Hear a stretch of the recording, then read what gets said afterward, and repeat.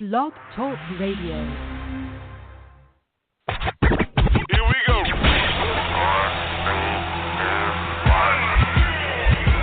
Blast off. This is True Capitalist Radio. True Capitalist Radio. I am your host, the man they call Ghost. The badass of business. Give him capitalism or give him death. That's it. Period. Broadcasting from his Skyline office studios in beautiful downtown Austin, Texas. You sound fruitier than a box of Fruit Loops, for Christ's sake. And now, he'll take it from here. Your host, the prognosticator of prognosticators, the man they call Ghost.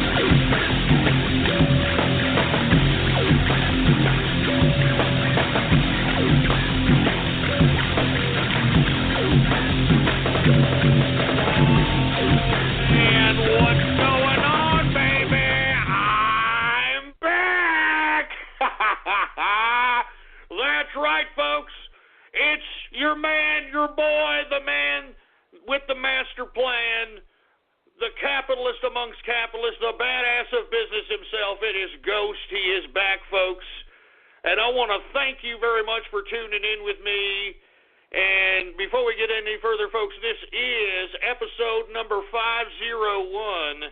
Episode number 501 for all the folks that are keeping track of the True Capitalist Radio broadcast. And before we get into anything else, I'd like to ask everybody who's listening right now on this Halloween special comeback edition. I'm telling you, baby, I'm hype. I hope that you're hype. Before we get into anything else, please spread it around like wildfire and let everybody know that True Capitalist Radio is in effect and in the house. And before we get off on anything else, I'd like to remind everybody to please bookmark or add to your favorites the official website of the True Capitalist Radio broadcast, and it is blogtalkradio.com/ghost. That's blogtalkradio.com/ghost. And of course, folks, I'd like to remind everybody, Twitter is a bunch of pothole leftist-loving pieces of ever-loving crap. So I spit on Twitter. They're pieces of trash as far as I'm concerned. I am now officially on Gab, folks. If you're not on this particular social media platform, then I don't know what the hell you're doing. You must like being under the digital Gestapo. Go ahead and follow me on Gab. You can follow me on the same name, Politics Ghost. And the website to get to is gab.ai. Simple as that. gab.ai.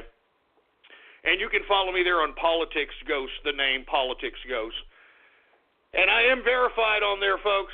So, if you see a Politics Ghost on there and doesn't have the verified next to it, it ain't me, baby. And by the way, screw you, Twitter, all right? I spit on Twitter, all right? I spit on Twitter and that pothole jack who runs the joint. You pothole-loving fruit bowl, you American-hating piece of trash. Anyway, now that I got that all out of the way, let's just go ahead and get into the crux of the program, folks, because there is a lot of things I want to talk about on this Halloween night. Comeback edition, episode number 501. And this, folks, I can assure you, this is going to be a night to remember. Oh, my God, I hope you're as hype as I am. Folks, I know that I said in my blog that I was going to try to stop drinking over the summer. I did make a conscious effort to do so. Unfortunately, I've fallen off the wagon at least a few times. Tonight's one of those times. And if you're trying to figure out, why I was trying to stop drinking and yet I'm still drinking, you're going to have to figure that crap out on your own, okay? Anyway, before we get on, I just want to remind everybody, if you do want any kind of shout-outs later on in the broadcast, you're going to have a Gab. You're going to have a Gab. We ain't doing no Twitter shout. I spit on Twitter, all right? Freaking digital Gestapo crap. Anyway, we got a lot of things to talk about, folks. I don't know if we're going to get into everything, but I'd like to start right now, Let's just go ahead and get into it right now on this Halloween. Anyway, folks, I want to start and talk about why I left, why I decided to take a break. Now, I know there's a whole bunch of rumors out there in troll land, but I want to be completely honest with you, folks. I'm going to be honest, and the Inner Circle, as a matter of fact, I've been chilling with the Inner Circle since I've been gone. What's going on to the Inner Circle? It's been a lot of things, okay? First and foremost, I was a little tired, okay? I mean, I was doing 5 days a week, True Capitalist Radio, and then on Saturdays I started the damn troll show, which I don't know what the hell's going to happen with the troll show. We're going to talk about that later on. But I was just a little tired, first and foremost. You know, I need a little bit of a break, you know, and we're headed into the summertime. And, man, I wanted to take advantage, baby. I want to take advantage of my summer out here. Secondly, and this is the most important, okay, I was a little concerned that the Senate Intelligence Committee was prying in and questioning one Roger Stone. If you all recollect correctly, in the summer of 2016, when yours truly announced the, quote, Summer of Digital Chaos. Y'all remember that? You remember I was the first one to say that Seth Rich was the DNC leaks leaker and, you know, all that stuff, man. I don't even want to get into it because they're still investigating the crap someone did back then in 2016, okay? So I was a little concerned about that. If you all recollect this past summer, Roger J. Stone was called to testify in private in front of the Senate Intelligence Committee, and I was just a little concerned that maybe some of the activities that we all, like I'm bringing you all with me. What we all did last summer, all right, Summer of Digital Chaos 2016. I personally did not want to be implicated. I didn't want to be called to testify. I didn't want to have nothing to do with this crap. Okay? So that was a little concerning to me too, just to say the least. All right, I'm not even. If y'all don't remember that Summer of Digital Chaos, it's all in the archive. blogtalkradio.com/ghost. Take a look at the archive, baby. Take a look at that time-dated and stamped era of True Capitalist Radio, and you'll understand what I'm talking about. It was a wild ride, but it was necessary, baby, because guess what? President Trump is the president of the United States. Woo! And by the way, since it is Halloween, this is a little bit of a side footnote here. Did you know that this Halloween is the most spendy Halloween on the consumer level since 10 years ago? Like, I mean, is that a coinkydink or not? You understand? Is that a coinkydink that we're having the most spendiest Halloween in the past 10 years under the capitalist president that yours truly and a bunch of other people out there helped elect? I'm loving this. Anyway, look, let me get back to why I left, okay? But I'm just giving you all a little side note there. If you're noticing that there's a lot of people going all out for Halloween because we are in now Trump's America, and people feel secure. People are getting jobs. People are getting raises. I mean, haven't you noticed that, folks? Have you gotten a raise? If you haven't, well, then maybe, you need to second guess your situation, or maybe it's you. Who knows? I don't know. I'm not judging. But either way, I mean, haven't you noticed people are getting raises out here? They're getting promotions. I mean, jobs are opening up. It's beautiful, man. It's what I said was going to happen when the capitalists took control of this country. And that's exactly what's happened. Anyway, let me get back to why I left. Let me go, I'm trying to keep the program focused so we don't get off on some other keister somewhere else. Now, once again, the Summer of Digital Chaos was something that I was concerned about. I was concerned that potentially yours truly could have been called I don't know, testify. I could have been thrown under the bus. I don't know.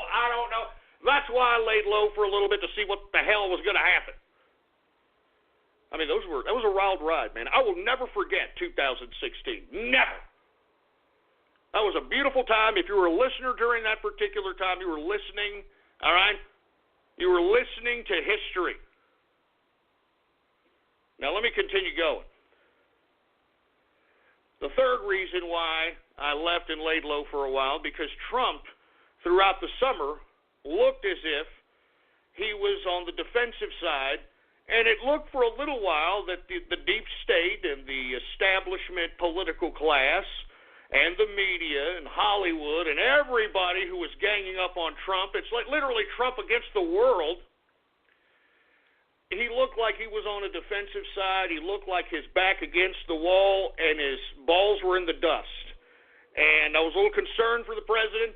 As a matter of fact, I'm still concerned for the president. But as you can see, since the summer has gone by, all right, since the summer has gone by, that has completely just changed. It's a complete metamorphosis. Complete metamorphosis. Now what you're seeing is Trump and the Trump train on top.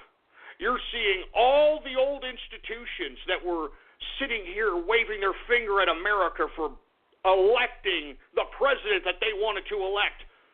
I'm talking about the deep state. I'm talking about the political class. I'm talking about Hollywood. I'm talking about all these people that were doing everything. The media. If y'all haven't seen Project Veritas's expose on the New York Times, I strongly advise you to do so. But all these institutions that were going against the Trump train, that were throwing everything at us, and were throwing everything at the president, they are now in a major defensive mode, folks. I mean, are you kidding me? The capitalists are on top. Why do you think I came back on Halloween? Why do you think I came back today? I came back today because I know that we're in control now, and whether or not the deep state tries to do something nefarious to Trump, Trump is already subtly through that in the subconscious of Mr. and Mrs. Joe Sixpack by releasing the JFK files. Now, why would Trump release the JFK files? Because what he's trying to subtly say to Mr. and Mrs. Joe Sixpack of America that, hey, remember JFK? Well, here's some files about him that you didn't know, and oh yeah, the Warren Commission's narrative, bunch of crap. And just in case something happens to old President Trump over here, just remember John F. Kennedy, and just remember that the government knew more about what happened and the perpetrators and the potential perpetrators of the assassination of Kennedy than what the Warren Commission publicly put out as the narrative. So I'm telling you right now, Trump, as a matter of fact, let me stop what I'm doing right now. Let me stop what I'm doing. Let me take a shot. I'm not even joking. I've got a shot already poured out. And I want to take a shot to Donald Trump, President Donald Trump, the greatest president in American history. This man will go down as the man who saved America. And this man took his own life, his own legacy, his own wealth, his own family at risk just to attempt to try to go against this disgusting, satanic, communist, globalist specter that's been trying to be shoved down our throats subtly for the past 50 or 60 years. This man stood up to that. And let me tell you, they are against the ropes. If you don't believe me, we're going to talk about this here in just a second, but they are against the ropes. They don't know what to do about Trump. And I'm telling you, if they do anything to Trump, if the deep state tries to do something to Trump, baby, it's revolution time. That's all I'm saying, all right? That's all I'm saying. This is the greatest president to ever live. Do you understand? He saved this country. He's saving it now, even amidst all these goddamn communist fucking... I don't... It's Halloween. I'm sorry. I'm sorry for cursing. But God damn it, man. You all understand what I'm talking about. Just look at the media.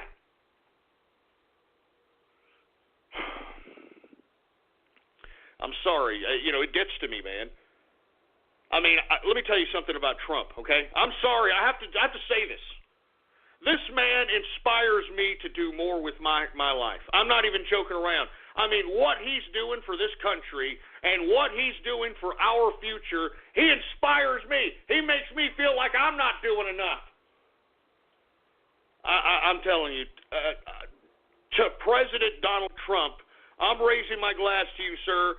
I will follow you till the end, and because I know that you're a true capitalist.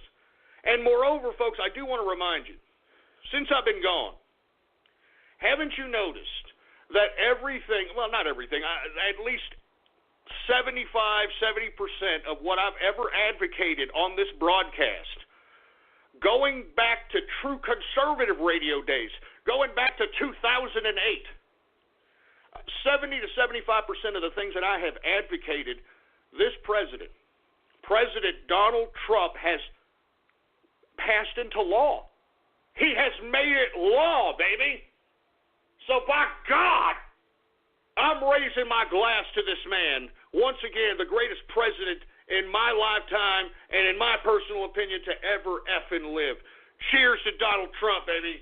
The President of the United States of America. Cheers. Damn right. You're damn right. And all you leftists and all you social justice warriors and all you liberal hypocrites that are now being exposed for the hypocrites that you are, that are trying to lie about this man, that are trying to spread slanderous lies about our president, I can't help it, man.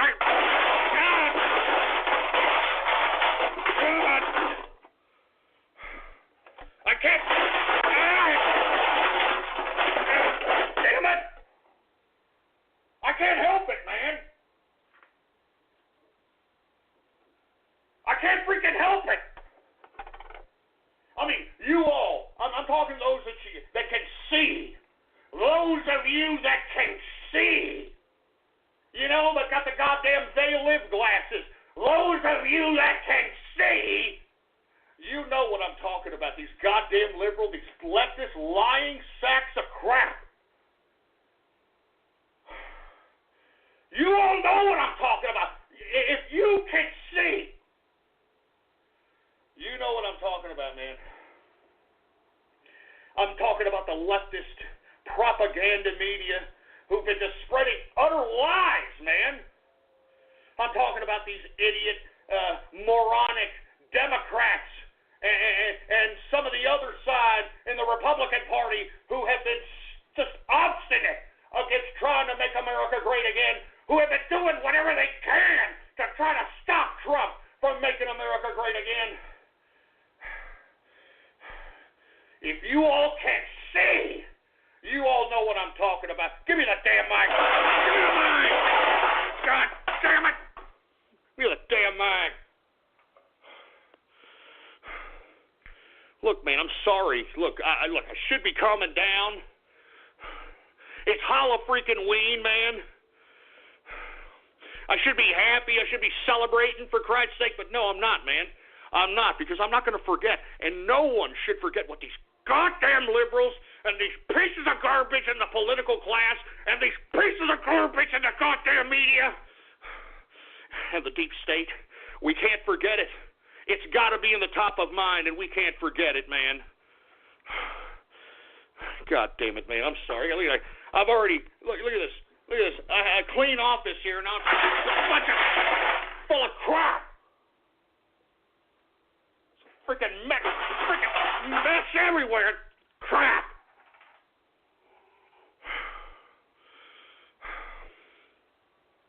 I'm sorry, folks. I'm just, I get angry, man. I get angry, man. I'm not some melodramatic leftist asshole, all right, that's like going to troll you like subtly. I'm going to show you. I'm going to show you how I feel, boy. Anyway, look, I'm sorry, folks. Where the hell was I? And the engineer's back. Hey, engineer, man. I'm sorry. I'm all enthralled with me, I, my. The engineer's going. What's going on, engineer, man? What's going on?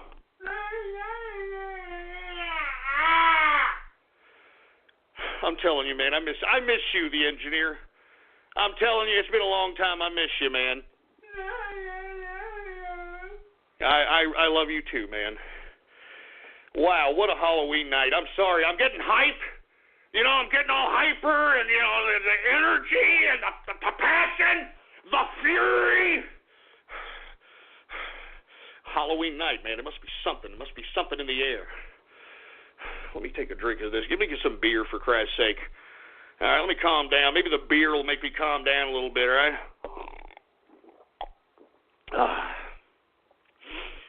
Anyway, where was I at anyway, engineer? What the hell was I talking about? Oh, that's right. Why I left. Just getting up or just getting out the door? We get it. Life in SoCal isn't always 9 to 5. That's why this morning team is going strong at the crack of dawn for you. Shauna, her forecast will tell you what to wear. Alicia, her down-to-the-mile traffic will keep you in the clear. Whit and Daniela, they'll break down all the morning's breaking news, so nothing takes you by surprise. It's simple. You wake up, we'll open your eyes. Today in LA for you. Now, starting at 4 a.m. Okay. Now, we talked about the summer of digital chaos, right? We talked about what was potentially going to happen to Trump throughout the summer, and how Trump was in somewhat of a defensive position with his back against the wall and his balls in the dust, and it looked a little, it looked questionable at times. But by God, the President of the United States, I'm telling you, man, this guy has unbelievable will, ambition. He has something about him that just, like, losing is it's not in his vocabulary. So that's why, another reason why I wanted to kick back a little bit. And not to mention, that's why I'm back now. I'm back right now on Halloween night because Trump train and those of us that have been for this president are in command. We are in a command position. That's why you have all these leftists, the liberals, the media, the deep state, the damn political class, everybody clamoring and trying to do whatever it takes to try to discredit this president, but they can't do it. They can't do it. And I'm going to love every minute of it. Woo! I'm sorry, folks. I'm hype. It's Halloween night. I'm loving every minute of it, baby. Anyway, last but not least, another reason why I decided to, take a little bit of a hiatus, to say the least, was because, let's just put it this way, people were equating trolling me to trying to censor me. And once I was censored, somebody got mad because I was trying to raise awareness to pause holes and how there's nothing negative about being positive. Well, they got the Gumroad. And you know what, Gumroad? F you, you stupid pause hole-loving pieces of leftist trash. You're a piece of crap. No one ever used Gumroad. They're pieces of crap. I spit on Gumroad. Puh! I spit on you, you piece of garbage.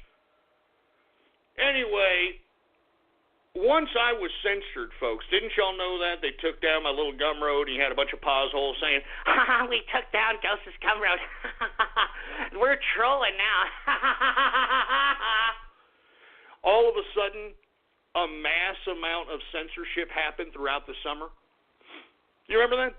I mean, I got censored in May of this year, and all of a sudden, throughout the summer, a massive amount of censorship of those that were on the right wing of the political spectrum started happening. Now, do you think that's a coincidence? I think not.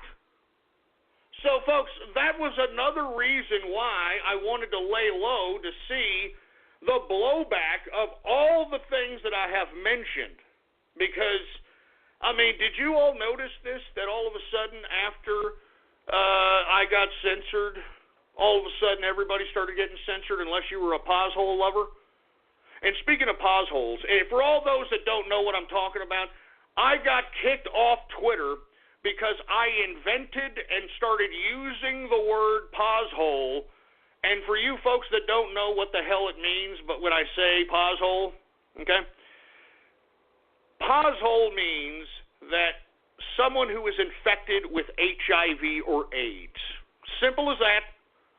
All right, simple as that. Pause hole, I don't understand why that's like a bad terminology. I don't understand why, we can't call them this. They don't want to be reminded that they're HIV positive. I don't know what the hell it is, all right? Well, fine.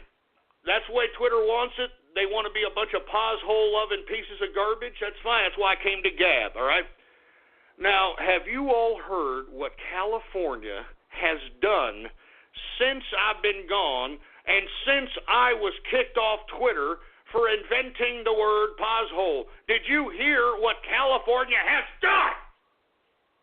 California has made it legal to pause someone's neg hole. Let me repeat that one mo again, all right? For all those that don't understand what the hell I'm talking about, California made it legal to pause someone's neg hole. Now, for you folks that are unfamiliar with this vernacular that I am putting forth to you, what that means is that a pause hole who's HIV positive can knowingly, through malice and with intent, pause someone who has an neg hole, which is an HIV negative hole. I'm not joking. I'm not kidding. I'm not joking. So now it's okay to just pause someone's neg hole, all right? That's great, isn't it?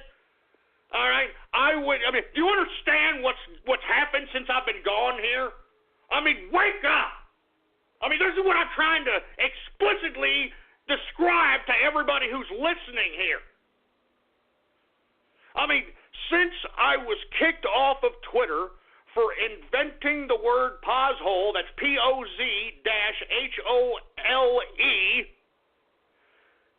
they have made it legal to pause someone's neg hole. Ugh. I'm not making this up. This is for real, man. I'm just saying. I'm just saying. Oh my God, I need a drink after that. I need a shower after that. Every time I talk about pause holes, it just makes me sick. And now it's legal to pause someone's neg hole. And moreover, folks, haven't you noticed now that having HIV is the equivalent of some activism? Haven't you all heard about this? Oh, yeah. There was some RuPaul Drag Race drag queen that was recently photographed and written about, okay, because this person wore some kind of a jacket that was painted with HIV-positive blood. Oh, isn't that activism? Isn't that just activism?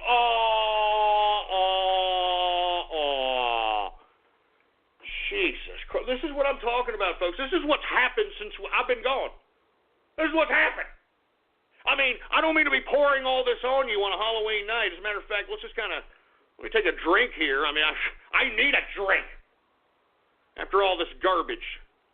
Cheers to the capitalist army, by the way. Cheers to the inner circle, and cheers to the fans who have been supporting this broadcast for the past decade. You goddamn right, for the past decade, for Christ's sake. Good stuff.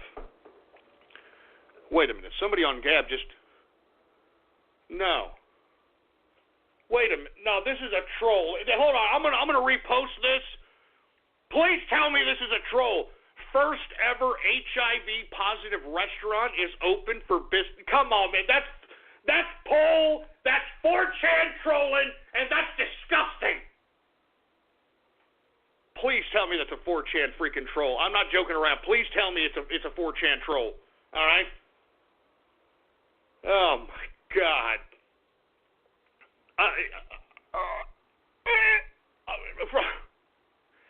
That's a troll, right? That's a troll. Please tell me that's a troll. There's an HIV. Why do we even need to know that, first of all? Why do we even know that? I mean, look, it says right here, first ever HIV positive restaurant is open for business. Why do we even need to know that? Why would I want to do that? Oh my God, it's legit. Look at these. Oh. Jesus Christ! Damn potholes! These freaking potholes! Goddamn freaking pothole pieces of goddamn freaking pieces of crap!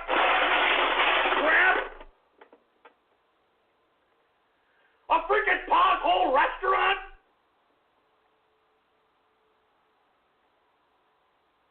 I'm not joking, folks. I just reposted it right now on my Gab. A freaking pothole restaurant. Oh, man, where are we going here? I mean, where are we going from here? Where are we going? Good God, give me the mic. Give me the mic. Freaking potholes. Give me the goddamn mic. I mean, I'm not joking, folks. Where the hell are we going from here? We've got pothole restaurants now. Is this a joke? I mean, it's obviously not a joke. I'm looking at it with my freaking eyes, for Christ's sake. Pothole restaurants, huh? Yeah. This is what's happened. Sit up and gone. This is what happened. Sit up and gone, for Christ's sake. Good God.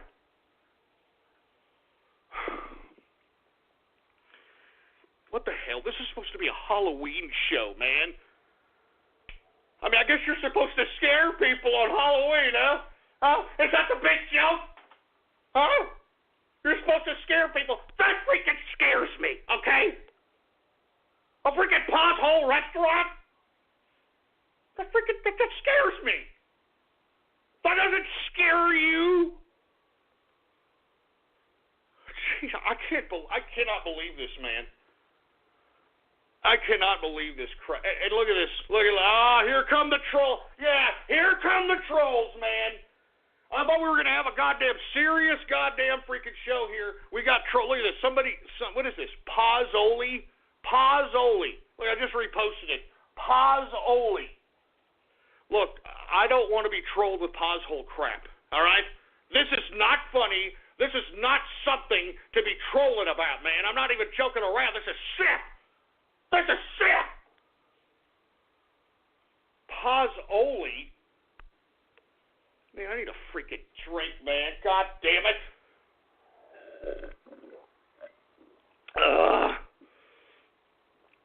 Freaking pozzoli. Man, look, I'm not paying attention to Gab, man. I could see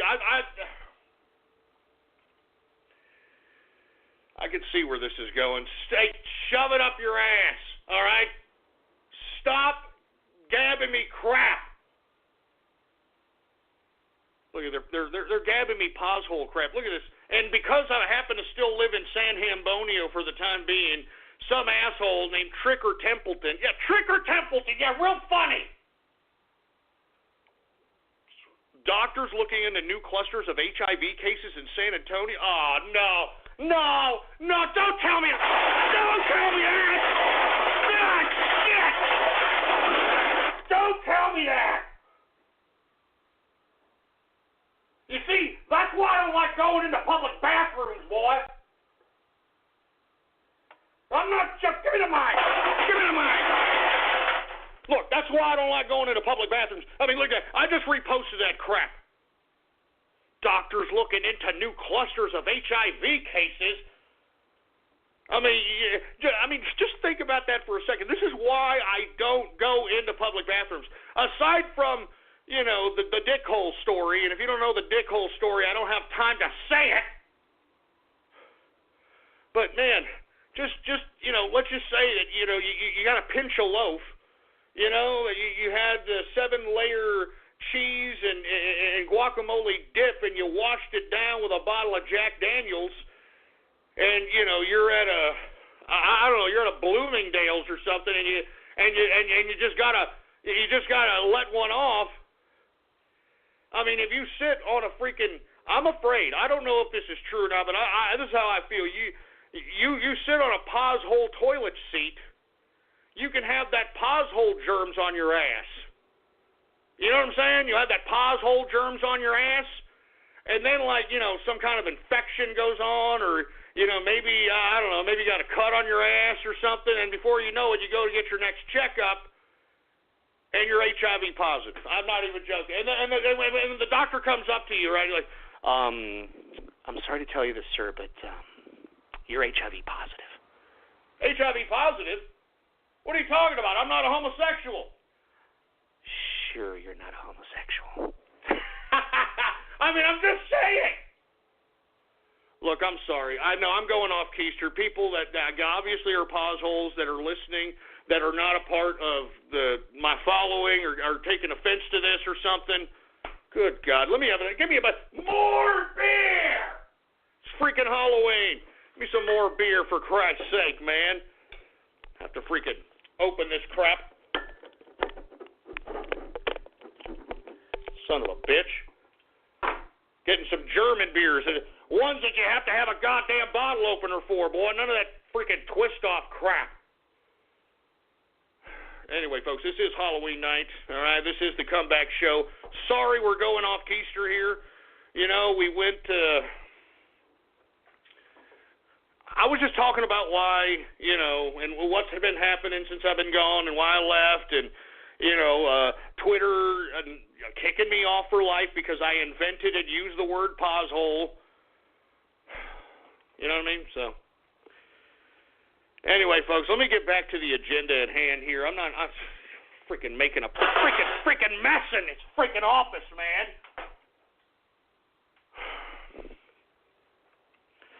Anyway, now that we've gotten through why I left, okay, let me start getting to what has happened since I've left, all right? And there's been a lot that has been happening since I left for the summer, and now that I'm back for this Halloween night, baby. Woo! Yeah! Hold on just a second. Look, man, asshole, stop doing this! Somebody just made me a reservation at that freaking pothole restaurant! Damn it! Stop! Look, this is my comeback show! You son of a bitch! They just... Folks, look at the freaking Gab. Look at my Gab. Politics Ghost. Gab.ai. Look at the freaking Gab. They freaking booked me a goddamn freaking...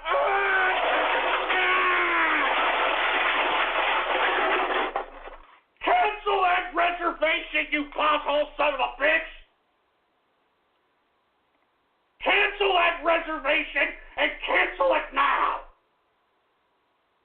I would never go to a pothole restaurant, man. Why would I do that? Why would anybody do that? Oh my God, they freaking reserved me a seat at this pothole restaurant. Screw you guys, man. This is my freaking comeback show, man. Why don't you assholes show a little bit of freaking respect, man? Jesus Christ, give me the mic.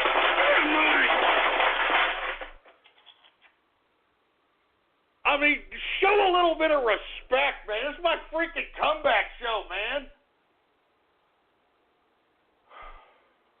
Freaking Halloween here, man.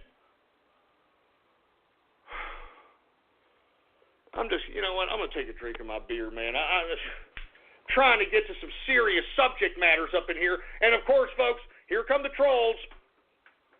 They're never late, aren't they, freaking troll bastards? Let me just calm down for a second, folks. I'm sorry, man. Let me go ahead and take a swig of this beer here. Oh. See, this is why I drink, man. See this? I have to take a, you know what, I'm not getting into it. Screw you, troll. Shut up, all right? All y'all out there, just shut up. Just shut up. And look, somebody's asking me for a P.O. box so they can send me a, what is this, AIDS awareness daddy dab? What the fuck? What the hell is this crap? AIDS awareness special daddy dab bear, AIDS bear? What, this is an AIDS bear? Man, look, stop shocking me, man. First of all, don't send that shit to me. Excuse me. I'm sorry. Don't send that crap to me, first off. And secondly, there's an AIDS bear? There's a... Man, I'm done. Freaking goddamn crap, man. An AIDS bear? Oh, God, give me another drink, man. Give me a goddamn... An AIDS bear? I'm sorry. I'm in shock. I am in utter shock. I'm sorry. I am in utter shock. Give me the mic. I'm sorry, folks. I'm in utter shock. Look, this pothole stuff is not funny. I know you trolls think it's a big freaking joke. It's not funny, man. All right? I mean, it's legal to pause someone's neg hole now in California. It's not freaking funny. Good God. It's not funny, guys. I'm not even joking around. It's not freaking funny. Shut up and stop. Look, I'm not going to pay attention to Gab anymore. You see, this is the sad part about it. This is why we can't have nice things. You know? I'm trying to pay attention to Gab. I'm trying to do, you know, they're sending me AIDS crap. Some asshole wants to send me an AIDS bear. Some other asshole tried to book me a freaking seat at the HIV positive restaurant. I mean, what the fuck? All right, that's enough. I've had enough. That's enough, man. All right, shut up. All of you on Gab, shut up. Just shut the F up, man. I'm serious. You're making me curse. You're throwing me off my freaking... This is my Halloween show. It's my comeback show. And, of course, you trolls have to go screw it up. You know what, man? You see, this is... I knew this was going to happen, man. You know what I mean? I try to come back. I'm trying to kick some knowledge here. And what do I get? I get bombarded on a Halloween show by goddamn trolls. I think this is a freaking joke, man. This is not a goddamn joke, man, all right? Potholes are no jokes. All right? I mean, there's, I don't know how many millions of potholes right now in California just waiting to pause your neg hole, and you think it's a big goddamn joke.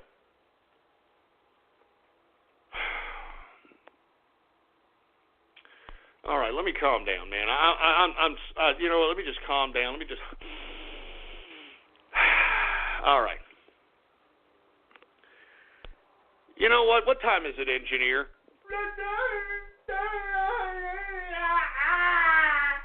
All right, well, I think it's about time for some Gab shout-outs, all right? I think it's about time for some... You know what? Let's get them out of the way now before I go on to anything else, because we've already gone down this path here. I don't know. Anyway, folks, what I'd like for everybody to do is please re-Gab, all right, or right now just repost the post that says True Capitalist Radio Halloween Comeback Show is now live on my Gab. And if you don't know the Gab, folks, it's Politics Ghost. All one word, no underscores. Politics Ghost. Repost that Gab, and I will give you a Gab shout-out right here live on the broadcast, folks. All right, let's go ahead.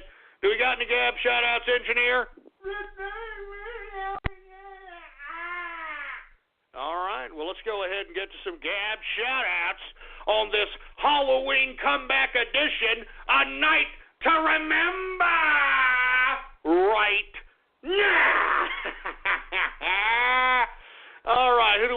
here. What? Look at the first goddamn name. Mandalay Bay Bullet Buffet? You son of a... You son of a bitch! I'm giving Gab shout-outs here, and you people are... This is what you got? Mandalay Bay Bullet Buffet? Oh, my... You see, folks, I knew it, man. I freaking knew it. You guys are sick trolls. I thought I'd leave for the summer. I thought you assholes would mature or something, maybe go out camping with your daddy or your stepdaddy or your brother, somebody. Get your ass kicked out there during the summer. You mature a little bit. But no, not at all. Not one fucking bit. Excuse my French. Not one bit. Not one goddamn bit.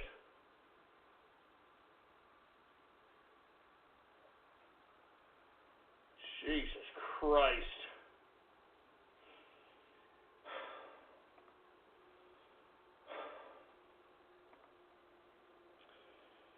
Give me the mic. Give me the mic.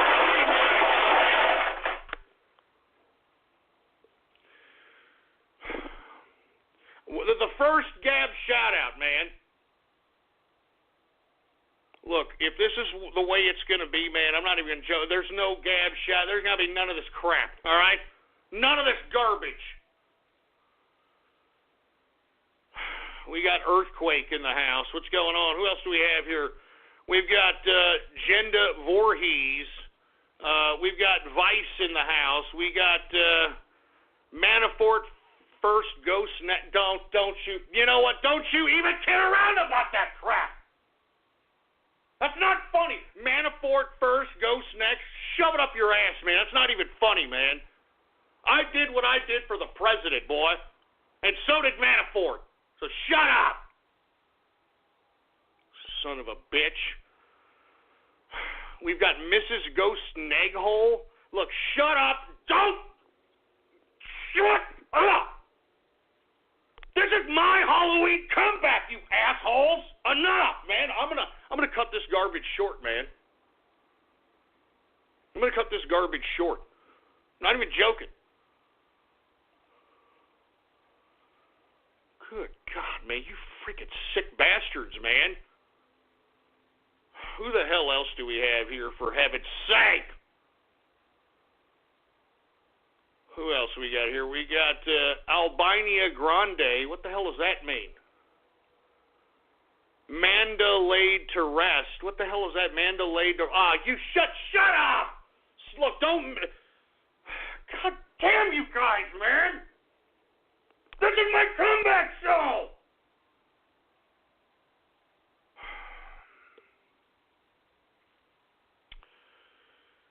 I'm not gonna let you idiots get to me, you fucking... God, you say you're making me curse? You're making me curse on my Halloween comeback special! Shut up! Shut up!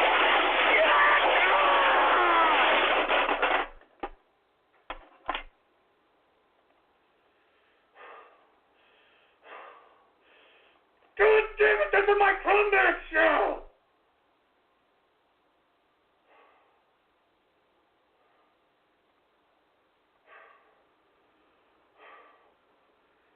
This is my Halloween comeback show! Give me the goddamn... Give me the piece of crap! I've had enough of this garbage, man. Look, I've been gone for the summer. I'm already sick of this crap. I'm already sick of this garbage, man. Jesus Christ. What is this, Thomas Albino? Shut up! Why don't you all just shut up? I know what you mean by that. Shut up! Man, I'm already tired of doing this stuff, man. I mean, how long have I been doing this freaking... How long have I been on the air, engineer? I haven't been on an hour. I haven't even been on an hour, and I'm already tired of doing this crap.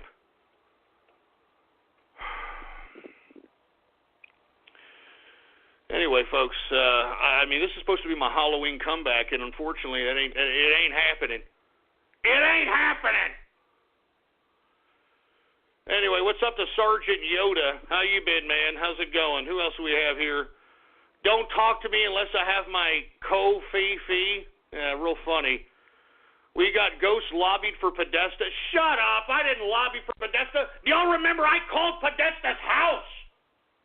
Y'all remember that? I called Podesta's house alive on the air, for Christ's sake. What the hell are you talking about? Jesus Christ. Who else we got? Ghost is bald. I'm not bald, you asshole. And even if I was bald, who gives a shit, huh? Huh? Who cares if I am bald? I'm not bald, but even if I was, who cares? Huh? Huh, boy? Huh? Well, you want to come over here and sit on my apple or something there, boy? Sick freak. Who else do we have here? We got Manafort got double dipped. Shut up with the double dip crap. Don't bring that back up. We got 7 flat in NY pizzas. What the hell? Look, I'm not even going to. Just shut up, all right, you stupid moron. Who else do we have here? We got Make Australia Great Again. What's going on, man? We got CDI fan. Who else do we got here? We got, the Whore Master's back. Oh, yes, I am the Whore Master. Who else do we have here? Look, instead of repost, now what I'm going to do, if you like, what do you do? The thumbs up, or not the arrow up. If you do an arrow up or a like, I will mention you under the same Gab post. True Capitalist Radio Halloween Comeback Show is now live. If you do a like post, I will give you a Gab shout out. Not Twitter shout out. Fuck Twitter. Excuse my French once again. You people are making me curse. But screw Twitter. Who else do we have here? Tweely Atkins. What are you doing here? Thought we got rid of you.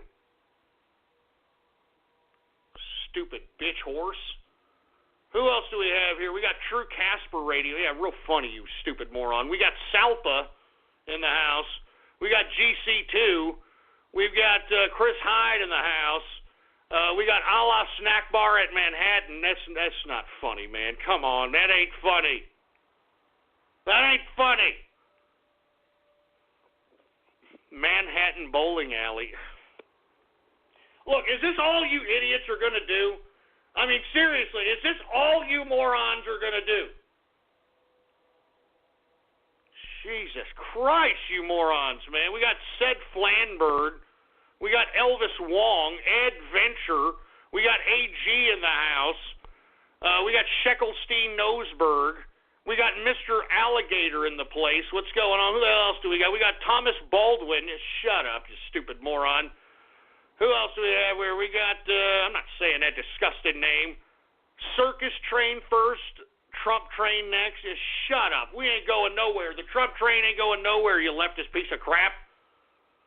We got Sorton in the house. We got Trans Fidget Spinner. Is that a fidget spinner with a pair of balls on it? Jesus Christ. You don't shut up with that crap. Man, that troll was from last year, man. I'm looking right now at a fidget spinner with a pair of balls on it, for Christ's sake, man. I mean, good God. It never ends. It never ends. Jesus Christ, man. Give me the mine. I'm not even joking. I'm looking at a freaking fidget spinner with a pair of balls on it.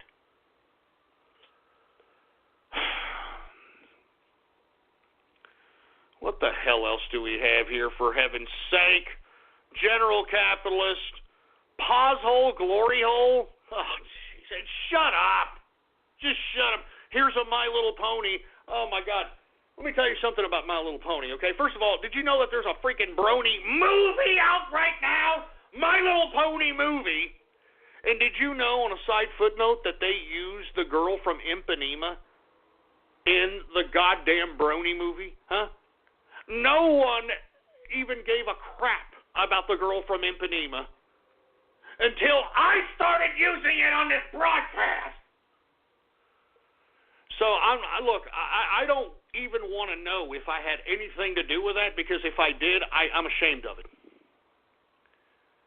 If I did, I'm ashamed of it. All right? Anyway, I'm only gonna take a couple more of these, and I'm getting the hell. These are getting stupid, man. These are getting ridiculous.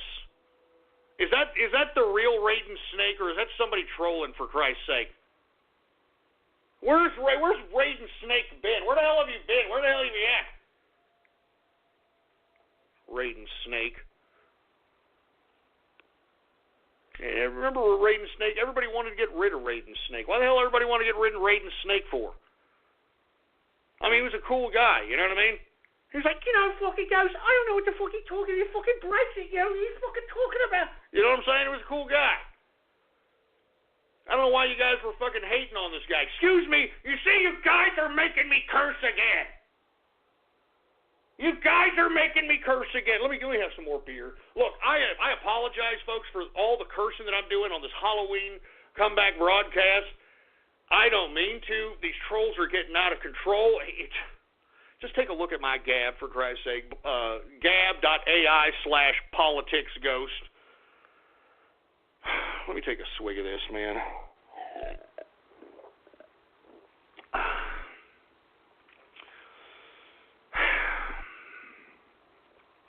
Yeah, this is the comeback show. Huh? This is what I've been waiting for, right?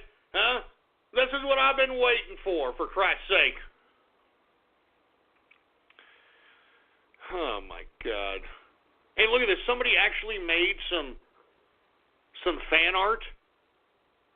Leave Raiden Snake alone. Look at this fan art here that somebody drew.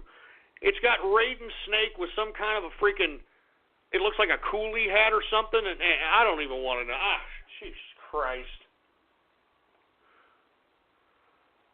All right, look, I've had about enough Gab shout-outs, man. This is just getting ridiculous. This is getting ridiculous, man. I'm not even joking. I'm not even joking. Look at that Manhattan Moving Company. Just shut up. Just shut up.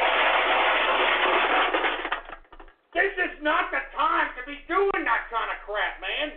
It's too soon. It's too soon. Oh, my God. All right, I've had enough. That's enough. That's it. No more Gab shout-outs, man. I've had enough. You guys are pissing me off. You people are making me curse. You people are gabbing me freaked out wicked crap that I don't want to see. I don't want to take a look at. I don't care about it. I don't care about the crap. Stop gabbing it at me. All right, I've had about enough, folks. I'm sorry. Look, I know we're supposed to be talking about some serious subject matters here, but we're getting off keister because, once again, as with any internet show, freaking trolls, folks. All right? Freaking trolls. That's what we're getting at here. And it doesn't matter what you try to do. We got freaking trolls that are going to mess up, and I wouldn't be surprised. I've said it all this decade that I have been on this broadcast, that I wouldn't be surprised if the damn DNC weren't paying these goddamn trolls right now. I've always said it, and I'll continue to say it.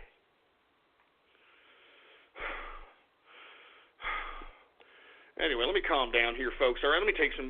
Well, I'm already done with my beer. You see, you people are making me drink more, and you're making me drink faster than I have to. God damn it, man. God damn it. Look, I'm going to calm down here, folks. I'm sorry. Let me take a chug of this beer. Let me get some more beer on this Halloween night, baby. More beer. That's what the hell we need, for Christ's sake. Give me some of that more beer, for Christ's sake. Here we go. Oh, yeah. Let's pour it into that glass. Oh, yeah. I hope that you're chilling this Halloween night. I hope that you're having a hell of a better Halloween night than I am. Sitting over here getting trolled by a bunch of morons. For Christ's sake.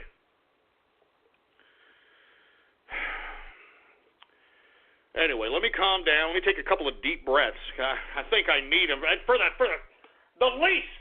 least.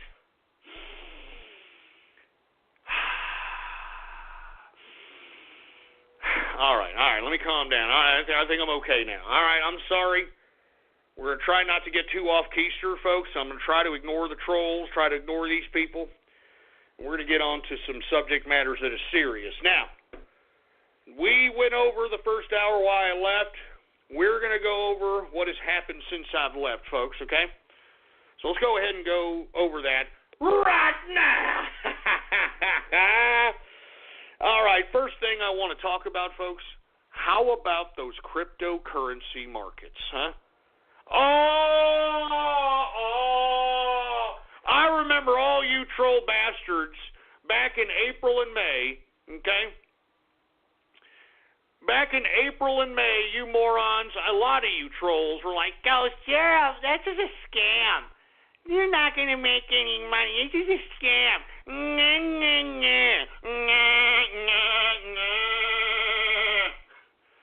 And I just want to remind you morons that were saying that cryptocurrency was a scam.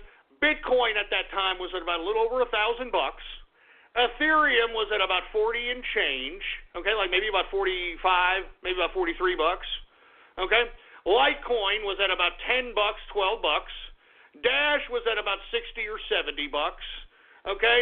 Zcash was at about $90, $80, okay? Do y'all remember BitConnect? BitConnect was at like $10. BitConnect is now $237, all right? Hello, McFly. Hello.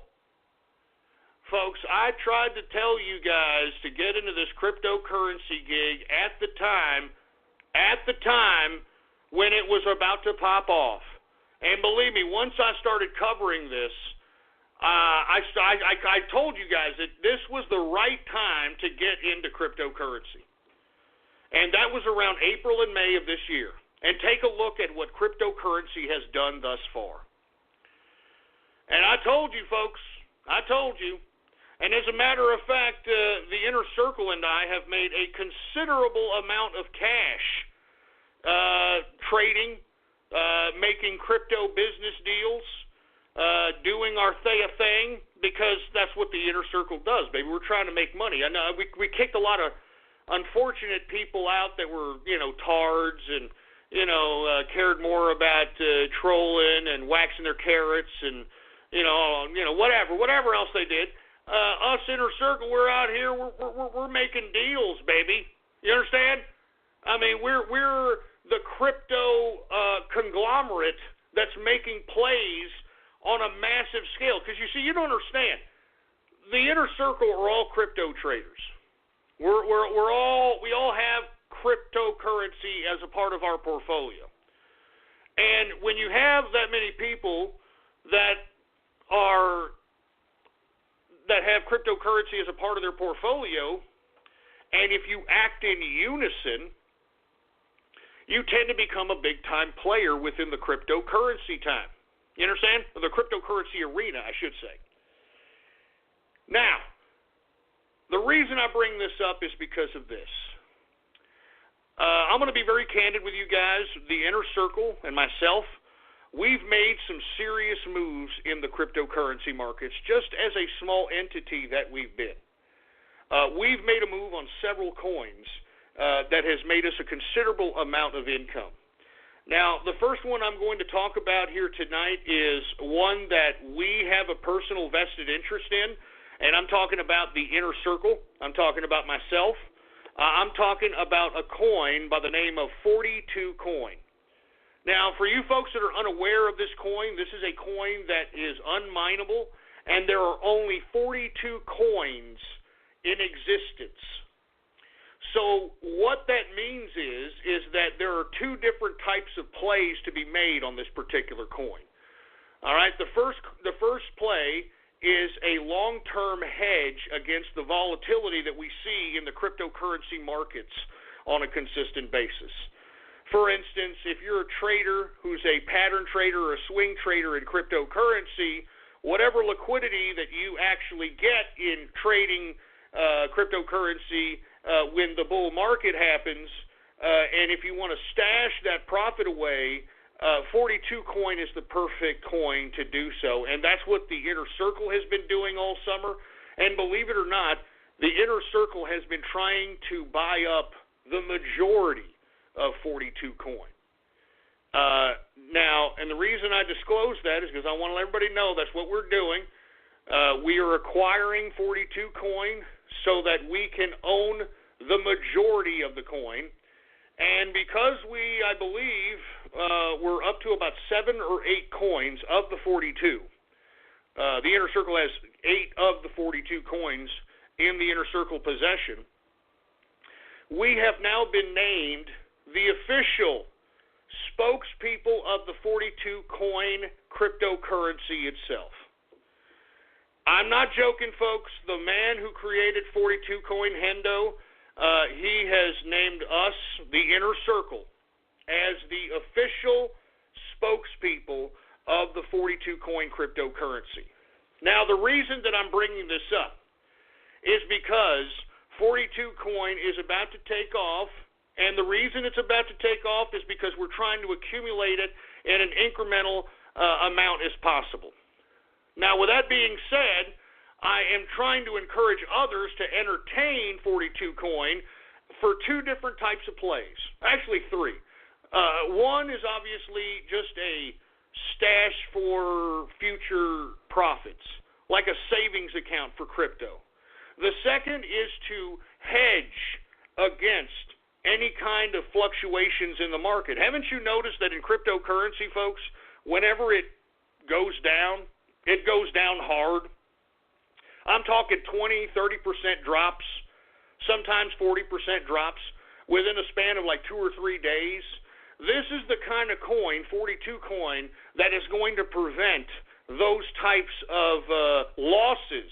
Because, look, folks, if you're a cryptocurrency guy, I'm a cryptocurrency guy, it hurts when you're doing all this swing trading and pattern trading, and then all of a sudden you're on a bad day at the market, and then all of a sudden everything just goes down 20%, 30%, 40%, and you've lost all that liquidity that you worked hard to get.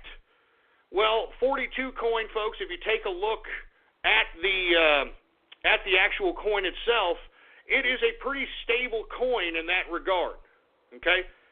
And moreover, folks, the third reason why 42 coin looks attractive, and look, we are the spokesperson. We are the spokespeople. Ghost and the Inner Circle are the spokespeople for 42 coin. So I just want to say that, all right?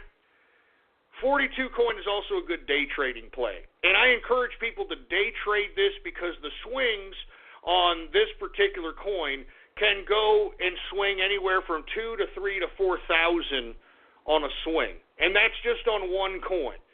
Now, I'm not trying to say that you need to buy a whole coin. You can buy little small increments of a coin, and you need to check out where you can buy this coin. As a matter of fact, after this broadcast, I will gab where you can buy 42 coin, but it's a day trading play because of the massive amount of swings that happen within this coin. If you take a look at the chart on 42 coin and take a look at all that volatility, okay?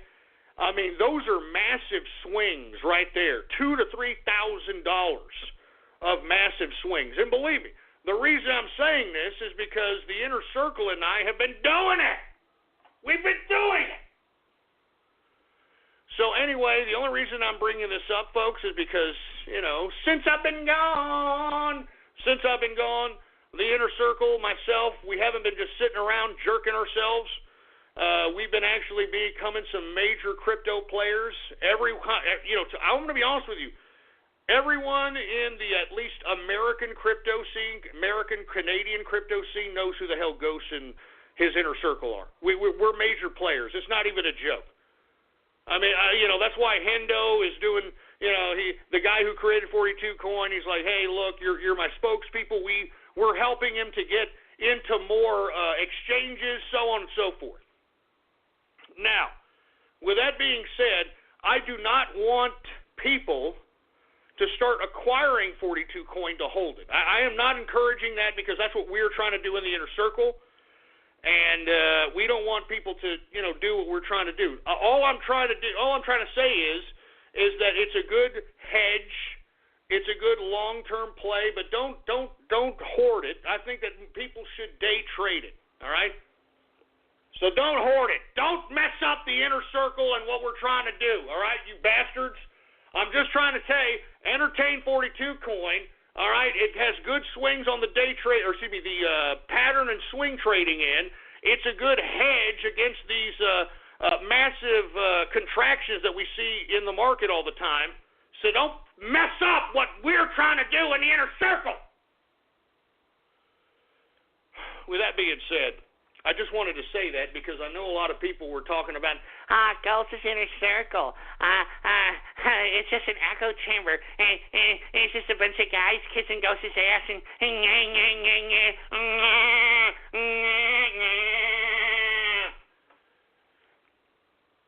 I want to be honest with you. When we first started acquiring 42 coin, the inner circle and myself, we briefly became cryptocurrency millionaires. Our acquisition of 42 coin went up to as high as $1 million, or I think $1.5 million a coin in one trading session. And for a minute there, everybody in the inner circle had a few million crypto bucks. You know what I'm saying? Now, granted, we only have a few 100,000 now, but still, I mean, this is what it's all about, baby, making wealth. All right? Making wealth. So anyway, with that being said, I don't want to continue. I just wanted to give you guys a heads up on what I'm doing in cryptocurrency. This ain't no joke. The inner circle isn't just sitting around doing, nothing. We're making moves here, and I just wanted to let y'all know. Now, with that being said, haven't the crypto markets gone through the roof, folks? I mean, I tried to tell you guys. I have been trying to tell everybody who listens to my broadcast ever since the beginning of True Capitalist Radio how to make capital, how to make money. I'm giving you the money. I'm giving you the information. I'm giving you the information, for Christ's sake. And, don't get me wrong, there's some people that take it. Some people are out there, they're living large, man. They got in at Ethereum when it was $40 and now it's $300. They got in at BitConnect when it was at about $10 and it's now $200. You understand? I'm not even joking. Just listen and stop being an asshole troll when I'm discussing actual, factual, financial information that could actually make your life a little bit better, you stupid morons. I remember when I was broadcasting and I was talking about cryptocurrency, you stupid trolls that are doing the same damn thing and not doing a goddamn thing with your lives. You guys were like, it's a scam, Ghost. It's a scam. I know it's a scam. Yeah, that's why, baby. That's why we're living lavish. That's why, not only are we making money mining, not only are we making money trading, not only are we doing our thing. I mean, we're doing business moves. We're doing anyway, look, it doesn't matter. You stupid trolls can think what you want. You're going to still be there, living in mommy's basement, pissed off at everybody that you can't take the initiative to make decisions in your life to make yourself a better person. You're going to blame everybody. You're going to blame your mama. You're going to blame your daddy. You're going to blame the school. You're going to blame society. You're going to blame everybody but your goddamn self. Anyway, I just wanted to toot my own horn I told you idiots about the crypto markets, and you could have made some serious money. I mean, I'm just saying, remember, I was talking about Ethereum when it was at $40. It's $305 now. I was talking about Bitcoin when it was at about $1,000. It's $6,425 now. I was talking about Litecoin when it was about $10. It's $55 now. I was talking about Dash when it was only about $60 or $70. It is now $276 now. I'm just saying, all right, I don't mean to rub it in your faces, but sometimes, you need a nice good road apple. Those road apples, a horse turd. You need a good freaking road apple just mushed right in your goddamn face. And that's what I'm doing to you idiots that were sitting here trying to say that I was scamming and I didn't know what I was talking about.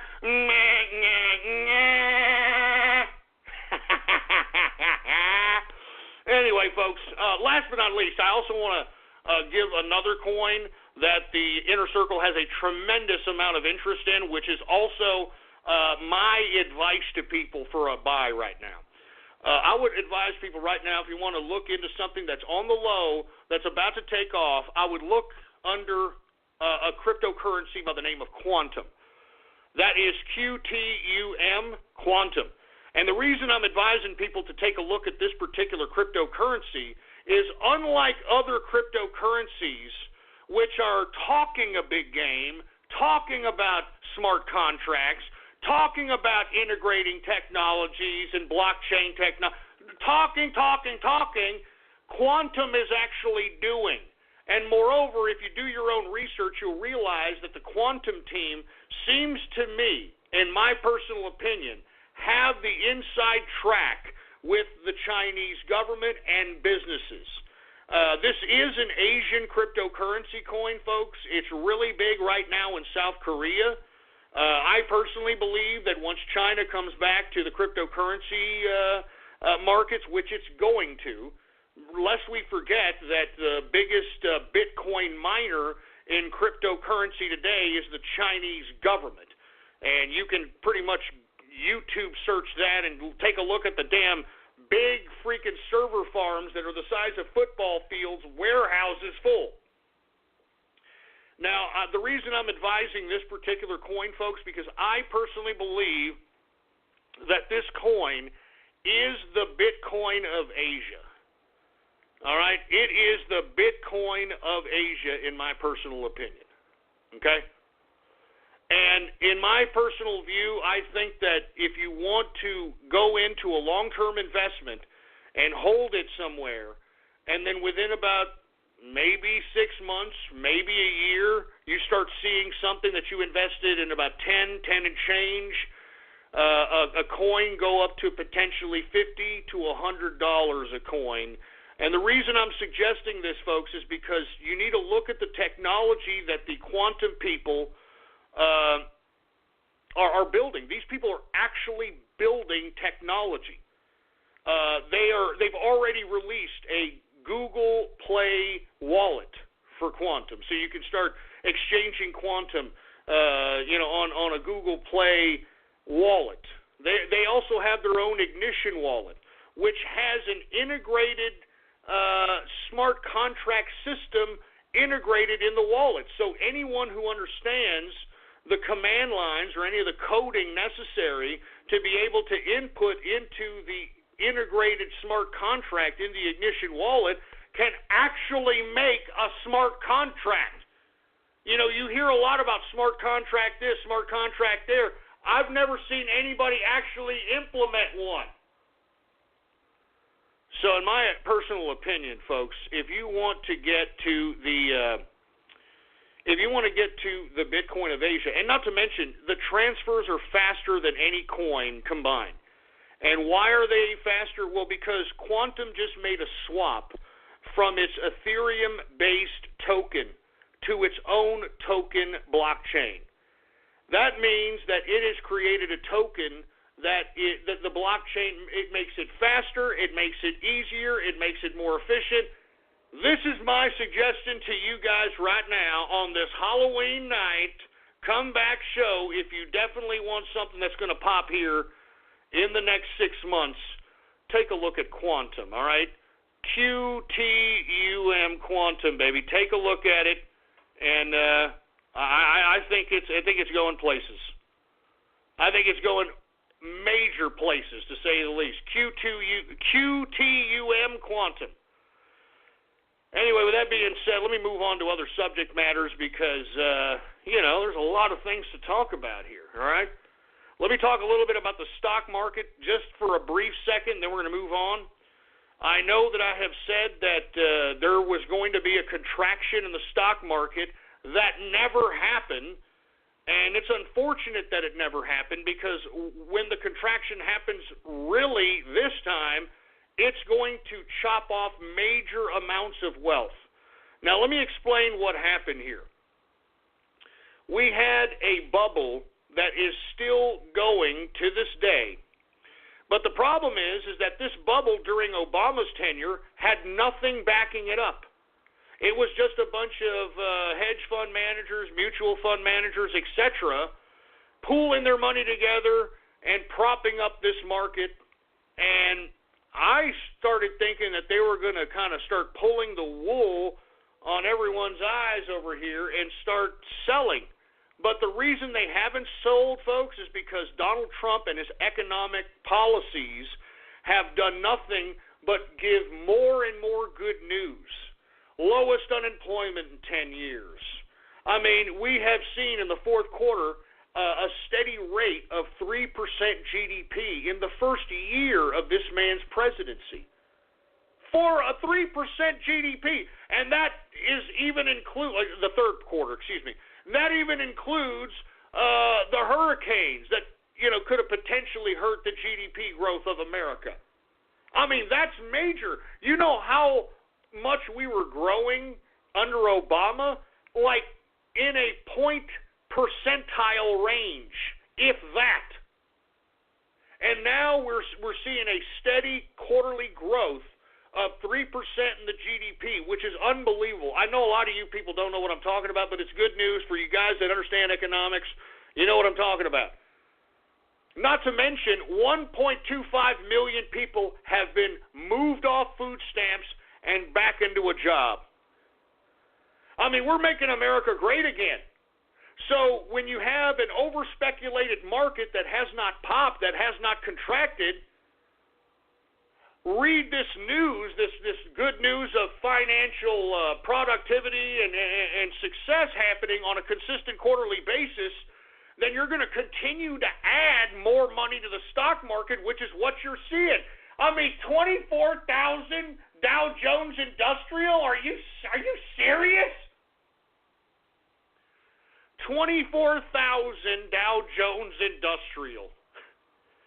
And I'm telling you, folks, I don't really think there's anything justifying that amount of money in stocks, okay? Because the stocks themselves are not worth that amount, all right? I mean, the book value, okay, the book value of the stocks at this point in time, in my personal opinion, have gone up slightly, but I think the book value is at 14,000 Dow Jones Industrial, the true book value of this market. But what we're seeing here is good news hype on top of over-speculation, which is very dangerous as far as I'm concerned, okay? As far as I'm concerned, this looks very, very dangerous. Anyway, that's my 2 cents on the stock market. Hey, ride it while you can, but when it falls, it's going to fall. I mean, this is an over-speculated market on top of, hyped-up good news speculation. So, just FYI, be careful if you have stocks. It'd be a good time to sell and maybe get into something else. Okay? I mean, I don't think that these stocks can get much higher, and if they do, I think it's even more dangerous because, man, the higher these stocks get, the harder the crash is going to be, man. I mean, if it gets to 25,000 and then it crashes back down to about 13, 14, 12, 11,000 Dow Jones Industrial, that is a major crash. That's the biggest crash in U.S. history.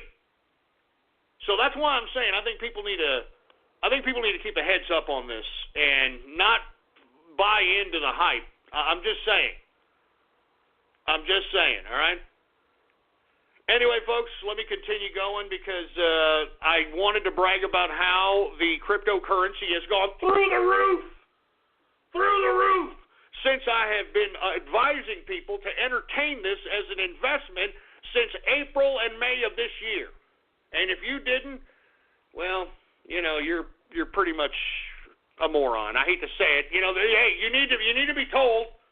You need to be told, baby, all right? You need to be told. Anyway, with that being said, let me move on. let me move on what has happened since I've left, okay? Let's talk a little bit about North Korea. That's right. Let's talk a little bit about North Korea. What did I tell you that Donald Trump or President Donald Trump should do with North Korea? Do y'all remember those episodes when I talk about that? I said that he should use North Korea as a pit bull in Asia. And that's exactly what he's done. I know there's been a lot of people claiming that, oh my God, a nuclear war, and oh my God, I'm scared, and Kim Jong-un and Donald Trump, he's gonna send us into war. I told all of you that there was gonna be no nuclear war. This is all posturing. This is all a political theater. This is all world stage a theater. That's all it is. Okay? That's all this is. Now, didn't y'all remember when I suggested to Donald Trump that he should use one Dennis Rodman as a de facto connection to try to get into the ear of Kim Jong-un? And that's exactly what happened. Remember when Dennis Rodman went to North Korea and gave Kim Jong-un the art of the deal, etc.? And ever since then, what has happened? It's just been a bunch of saber rattling. I mean, proof that Kim Jong-un is not going to do a goddamn thing. Proof that Kim Jong-un is just saber rattling. He's just talking trash. Do y'all remember when he claimed that he was going to send a ballistic missile to Guam, where one of our U.S. bases is located? Do y'all remember that? And do y'all remember when he said he was going to do it, and, oh, I'm going to do it, I'm going to send that ballistic missile to Guam, and you know what? He backed off. He did a Barack Obama and backed off, and that right there, my friends, in international relations is a blink when it comes to foreign policy. And that's why I have said time and time again that instead of actually implementing any kind of theater of combat in North Korea, just use North Korea as a pit bull in the region. Now, what do I mean by that? Well, take a look at what's been happening. North Korea has been constantly launching ballistic missiles. He's been launching them over China. He's been launching them over into Russia even, Japan, etc. Now, each time Kim Jong-un tests a ballistic missile, each time he tests a so-called nuclear weapon, it makes China look like the paper tiger that it is. Because lest we forget, China was supposed to be some big badass that was supposed to lead the New World Order into the 21st century. I mean, lest we forget, this past January, President Xi went to Davos, Switzerland. Y'all remember that? Davos, Switzerland? You know, where all the elites get together every once a year and all that crap. He was in Davos, Switzerland, and you can YouTube this speech. He basically told the elites at Davos that he and China will lead the New World Order into the 21st century. I mean, lest we forget, he also, and I mean I'm talking about China, started flexing nuts to all those that bordered the South China Sea. Y'all remember that? That was several years ago.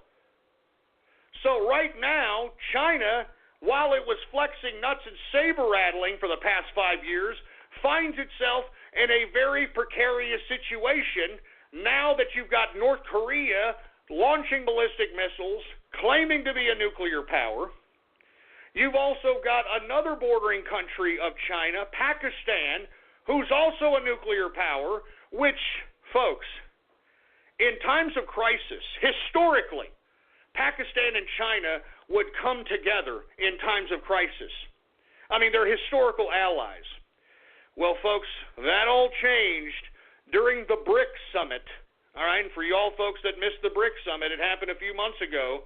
All right, that's BRICS, the BRICS summit that happened in China, in which China literally just turned its back on its historical ally Pakistan so that it can become partners with India? I mean, did you all see that?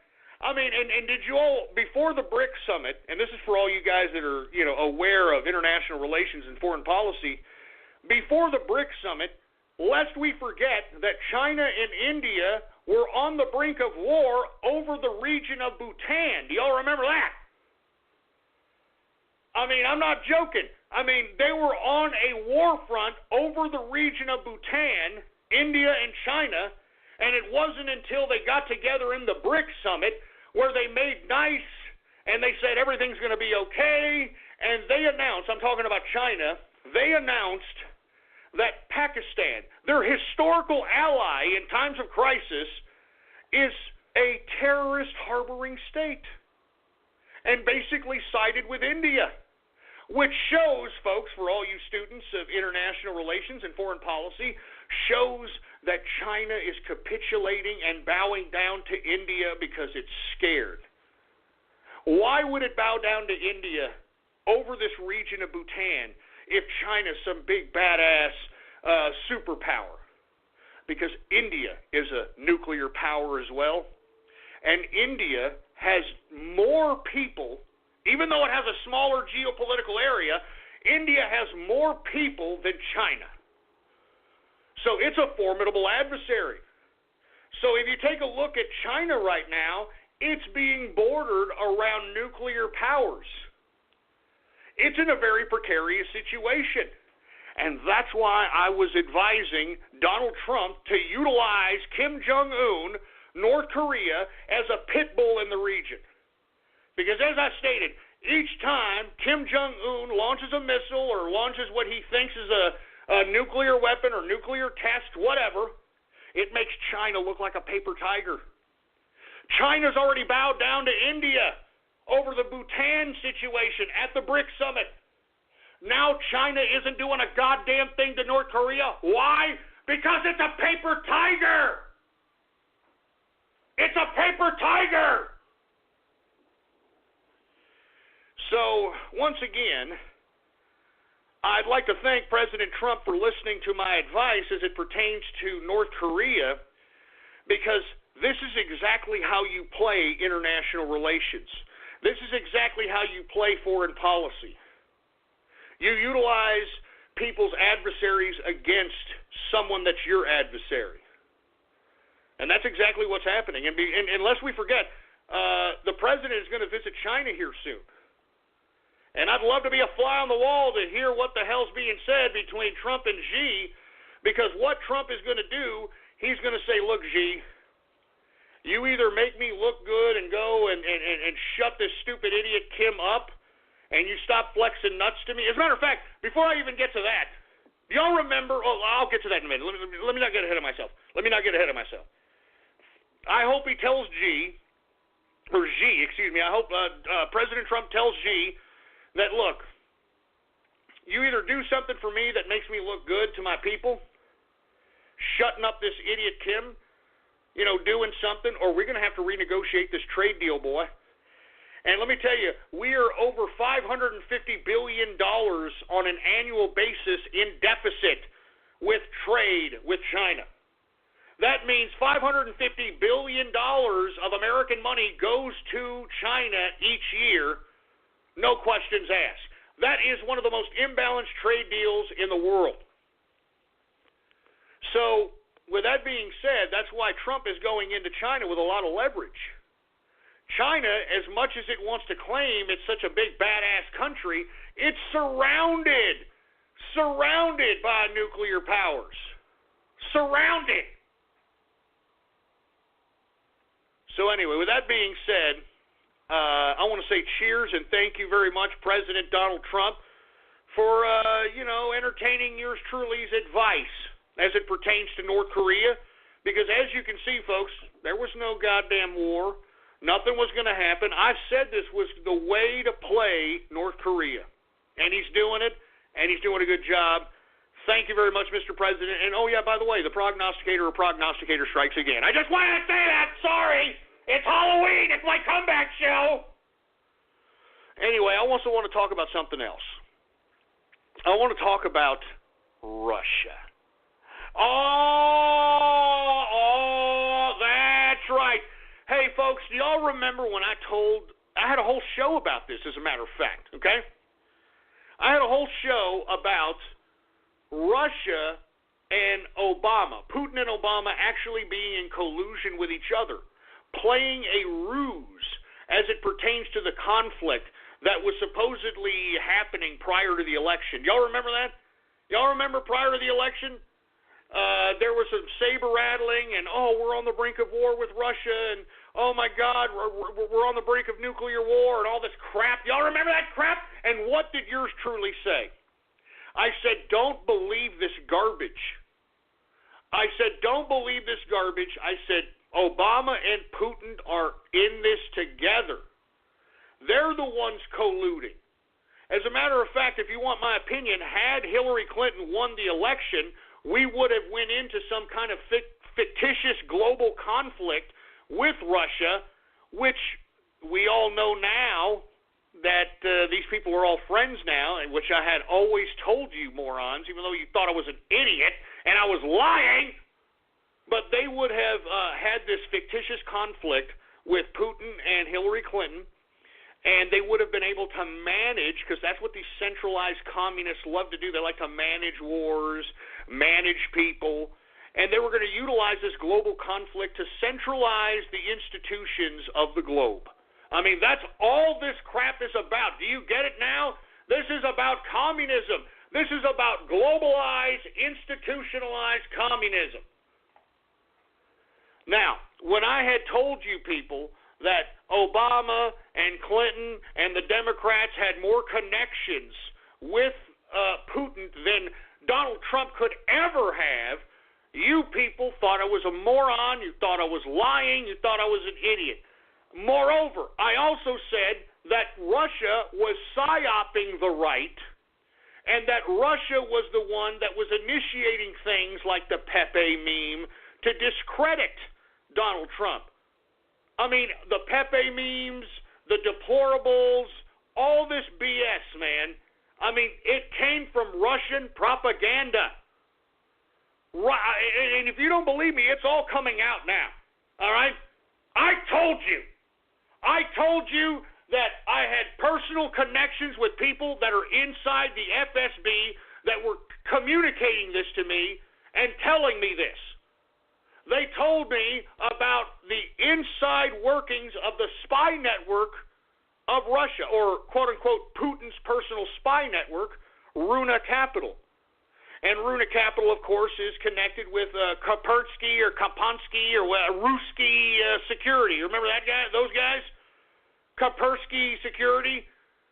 And all this crap. It's all coming out. I told you. I'm serious. I told all of you about this freaking months ago. And when I talked to all of you about this, when I said that Russia is not your friend, that Russia is not nationalist, that Russia is at the bottom of this whole globalist institution, you people thought it was insane. As a matter of fact, the Russian PSYOP works so good on you people that many of you on the right actually equated being a part of the right-wing political spectrum in America with Putin. I mean, I saw a lot of you right-wing morons with Putin pictures and Putin in your profile and Russia and all this other crap. They psyoped your ass. I mean, don't you realize why Facebook is backpedaling now? Because of all the millions of dollars of fake news Russian ads that were pro-Hillary, pro-Black Lives Matter, pro-left. I mean, it's all coming out. I told you people. I told you! Hi, I'm a helpful Southern California Honda person, and recently we've been doing random acts of helpfulness, like donating radios to blind veterans and helping a family receive a permanent housing voucher. And we can help you, too, with a great deal on an award-winning Honda, like the Accord, a 2017 Car and Driver 10 Best a record 31 times. Click the dealer locator link to find a dealer near you and go to SoCalHondaDealers.com to suggest a random act of helpfulness for someone you know. Car and Driver, January 2017. You work at Westcom, Yes. so you can get me in. Huh? Can you get me on the list to join? I've heard Westcom offers all the great service, low fees, and great rates of a credit union. That's right. Plus all the tools you get from a big bank. So I need to be on the VIP list. No, anyone in SoCal can open a Westcom account. You'll even get perks, like access to 30,000 fee-free ATMs. I feel special. Westcom. The best bank for you may not be a bank at all. Westcom.org. Federally insured by NCUA. Certain terms may apply. I told you all! But does anybody listen to Ghost? No. No, everybody thought it was just some kookster, just pulling rabbits out of my ass. And I told you that the Russians were highly integrated with our government to the point in which something needed to be done to expose it. Now, with that being said, folks, I want to be completely honest with you. I was against this Robert Mueller special counsel into the whole Russia-Trump narrative, the whole Russia-Trump. And you can ask the inner circle, when Mueller filed the indictments or, requested and got granted the indictments on Friday, I was telling the inner circle throughout the weekend that, this is a little weird, but I think Robert Mueller may be doing something completely different than what the Clintons and the Bushes and the deep state assholes want him to do. If you take a look back at Robert Mueller's career, he's pretty much of a bureaucrat. He's a straight bureaucrat. And in my view, I made a pretty big postulation telling the inner circle that there was a part of me that thought that Robert Mueller may be doing something that is not necessarily Trump-Russia related. Now, what happened was unbelievable, because that morning we all heard that Manafort, his right-hand man, his business partner, and some offshoot guy who's turning state's evidence, which obviously has nothing to do with the Trump campaign, were all indicted. Now, what this means is, if you take a look at the indictments of Manafort and Gates, which I believe is his business partner, there is not one mention of the word name Trump in any of the indictments, okay? There is not one word of Trump in the indictments, okay? Not one word. So what are they charging Manafort with? They are charging Manafort with things that he did way before he even entered the Trump campaign, which is very interesting from a legal perspective, because from my perspective, and I'm not saying I'm a legal analyst or anything, but I know a little bit about politics and law and shit. Excuse my French. But in my personal opinion, Robert Mueller is doing this to get leverage from Manafort to testify against somebody. And if you take a look at the indictment and that you see no mention of Trump's name in any of the indictments, and you take a look at what Manafort and his business partner are being charged with, they're being charged with crap they did back in the Ukraine. Okay? Now, with that being said, the Podesta Group also did business in the Ukraine. Now, why would these two people be doing business with the Ukraine? Well, what people don't understand is that there are lobbying and political consulting firms that have been created by Manafort and Tony Podesta that allow them to go to other countries for political consulting purposes. In Manafort's case, he was used by, unfortunately, the pro-Russian side of the Ukraine to politically consult how to maneuver certain candidates within the bureaucratic system of the Ukraine. So was the Podesta Group. So basically what we're finding out, and which I am glad this is coming out, is that the Podesta Group and Manafort both were involved in a pro-Russia political consultant lobbying situation that they failed to mention in any of these documents of them being listed as any kind of a member or a lobbyist for a foreign agent.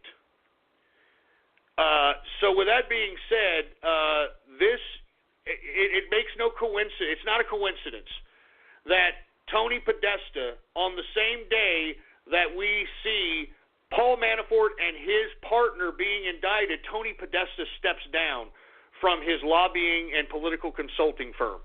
Now, why is Podesta stepping down? Because he knows that his ass is in the target. And it's shocking to me that Robert Mueller is actually doing real investigative work on the tentacles and the extent of the tentacles of Russian influence on our government. And this is very, very, very interesting here. Chain of events turn, and that's why today, folks, you heard Donald Trump himself say that he's not going to fire Mueller, no reason to fire Mueller, he's going to keep Mueller. I wonder why. I mean, good God, man, that one came out of left field, to be honest with you. And look, let's just say for the sake of argument, folks, let's just say for the sake of argument, and look, there is no evidence of this. I can tell you that Donald Trump didn't do this. But let's just say for the sake of argument that candidate Trump called up Vladimir Putin over the phone. And him and Vladimir Putin were, all chummy talking, and Trump goes, "Hey, Putin, I need help. I need help beating Hillary in this election. If you do whatever you can do to help me in this election, help me win this election, I'll help you with this NATO situation. I'll help you with whatever the hell he promises." Folks, I know that this is hard for you to comprehend, but that's not illegal. Do you understand what I'm saying? I mean, that is not illegal. There is no statute. There is no federal statute against collusion. You understand? I mean, literally, maybe there should be a law against that, but even if they've got Trump on tape, even if they have him on tape with Putin making a deal, so, hey, Putin, man, you help me win this election. I'll help you out with NATO. I'll help you out with all. It doesn't matter. There's no crime. And in my opinion, I think Trump knows that, given the fact that he probably has a humongous, legal team. And that's why he's allowing Mueller to do whatever he wants to do, because the president is untouchable at this point. You understand? So because Mueller was meant to investigate Russia-Trump, and even if Mueller found some garbage on, even if there was a phone call with Donald Trump and Putin talking about it, it's not illegal. There is no federal statute that says that that's illegal. So what is happening here, folks, is a major outplaying of legal ease by the Trump administration, man. Major outplaying.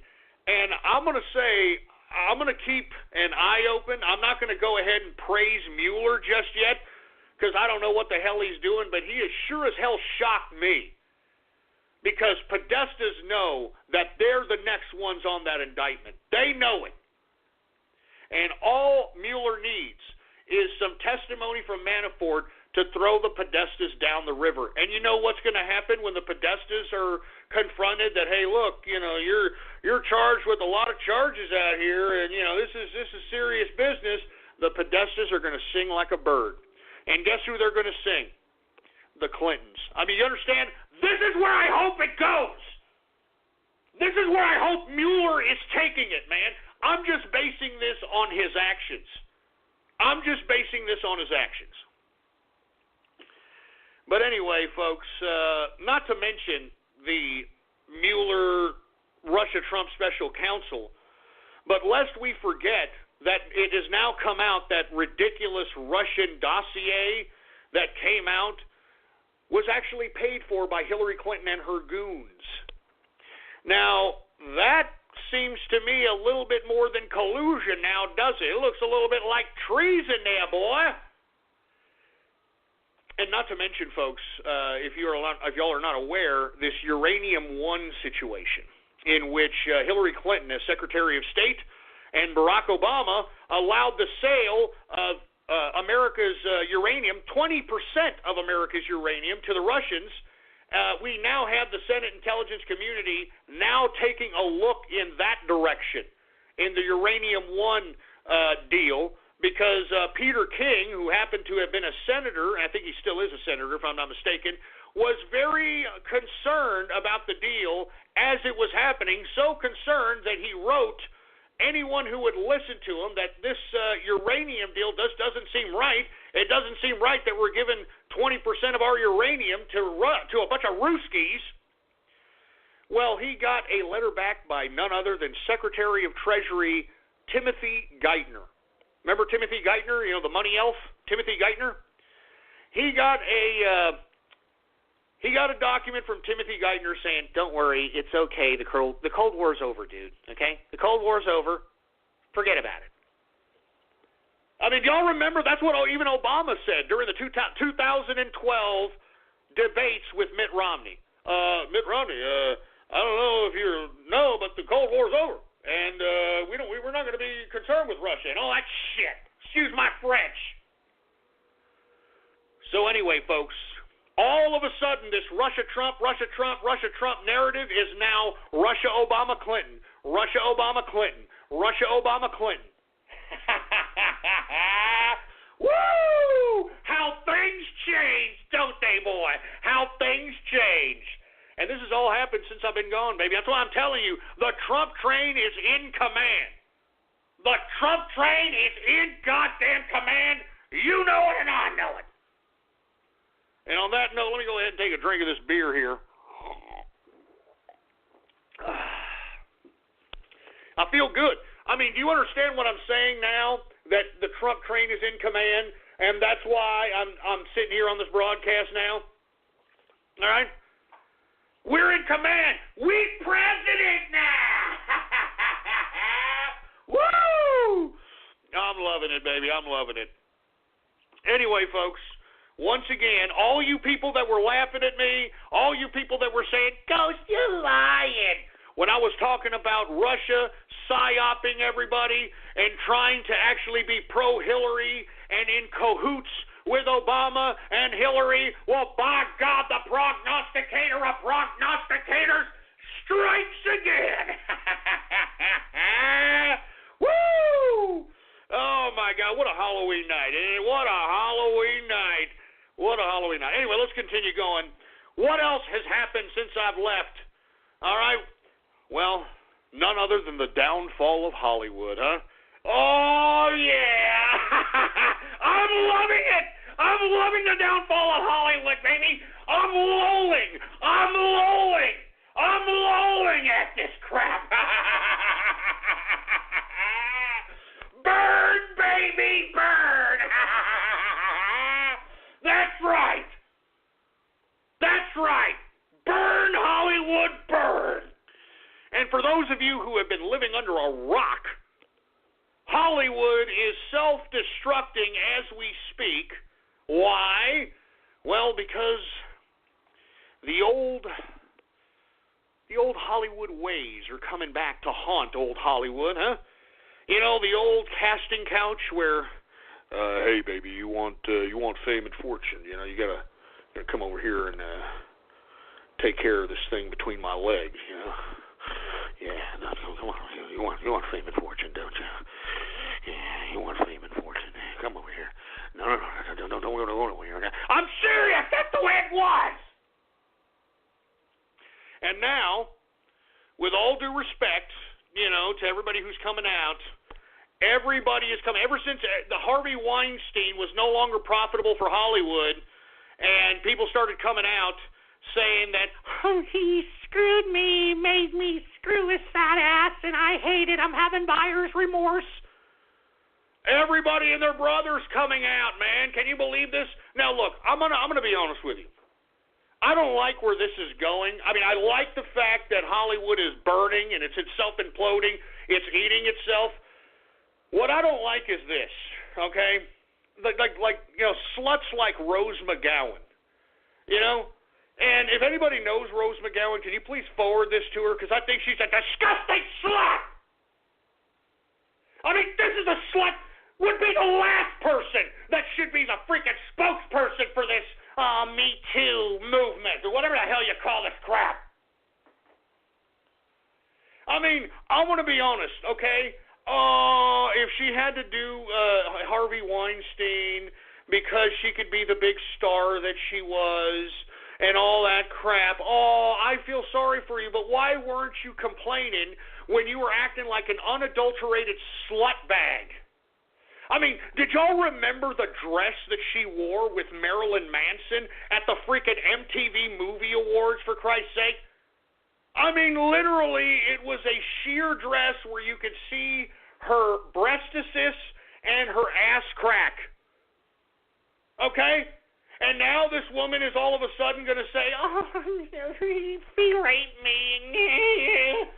I mean, listen, Rose McGowan, shut up, broad, all right? I mean, seriously, you can't act and promote King Slut, or I should say Queen Slut, back in the late 90s. I remember Jawbreaker, you dumb bitch, all right?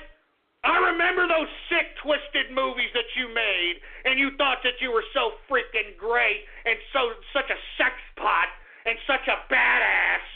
Now all of a sudden that your star is falling, now all of a sudden that you can't get a role because your freaking face looks like silly putty stretch over your freaking knee, now that you can't get crap, you're going to use this as an opportunity to what? Have a goddamn spotlight at your disgusting old leather bag face? Give me a break. I can't believe that people are actually putting this broad as the spokesperson of this stuff. I'm going to be honest with you, man. I don't have much respect for Rose McGowan now that she's trying to come out as some innocent victim. I saw that broad at the MTV Movie Awards with Marilyn Manson showing off her ass crack. I'm just saying. But now she's a victim.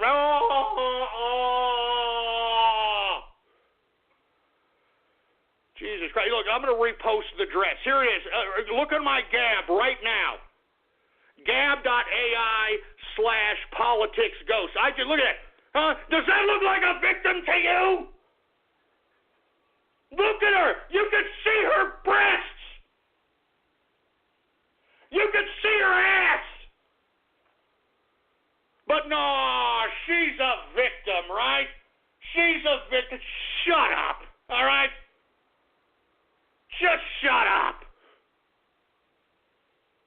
Now, look, all these other, casting couch people, I feel for them, okay? I feel for them, but, man, you sluts that were out here promoting slutdom to the mass audience of America, to you sluts in Hollywood that were out here selling this to our women in Western civilization, that were selling this idea that being a disgusting, despicable slut bag was somehow equated to woman liberation. All of a sudden, you sluts in Hollywood want some sympathy from me? Go screw yourselves! Give me a break, man. I'm tired of I'm Rose McGowan and he screwed me. Shut up! Shut up! Good God. And, and now they're all coming out. Everybody's coming out now. Everybody's coming out, freaking, Ben Affleck. Did you hear about that Ben Affleck one? Some broad tweeted out, like, Ben Affleck at the Golden Globes in 2014, he cupped my buttock and then proceeded to press his finger into my crack. I swear to God, those are her words. Those are her words. I'm sorry, man. Look, I have mixed feelings about the Hollywood situation. I'm glad it's going down. I'm waiting for the pedophilia stuff to come out. I'm glad Corey Feldman may or may not be coming out.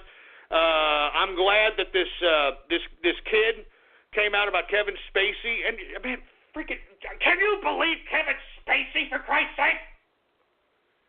Did you hear the excuse Spacey gave, for Christ's sake, when he was accused of allegedly making sexual advances to a 14-year-old boy? Did you hear what he said? It's okay, I'm gay. I mean, that's literally what he said.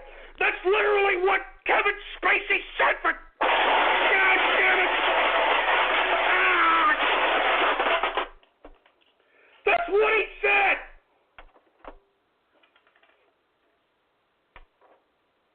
It's okay. I'm gay. I'm sorry. I don't remember exactly doing this to you there, 14-year-old boy. But if I did, I'm sorry. But it's okay. I'm gay now. I'm gay, and I'm coming out, and it's making me reflect on myself. I'm gay. I'm gay now. Oh, my God. Kevin Spacey, man. Jesus Christ. Give me the mic. Give me the mic. I mean, that's what I want to hear out of Hollywood. I want to hear the real pedophilia. I want to see those scumbags go to jail. I want to see those scumbags be put to death, whether it's through actual justice or being in jail and getting their asses killed or shanked by somebody who was once molested by one of these sick asses. I freaking hate pedophiles, man. You don't understand. If it were up to me, they would all be dead. They would all be dead.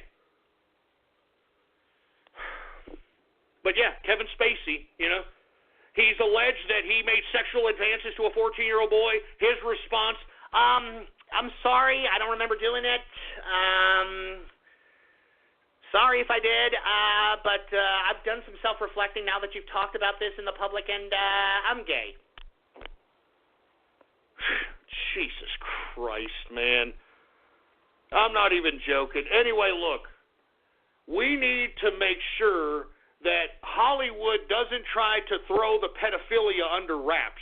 And I think that that's what the Harvey Weinstein situation is all about. It's a smokescreen to try to prevent the actual visual evidence of pedophilia, which is rampant in Hollywood.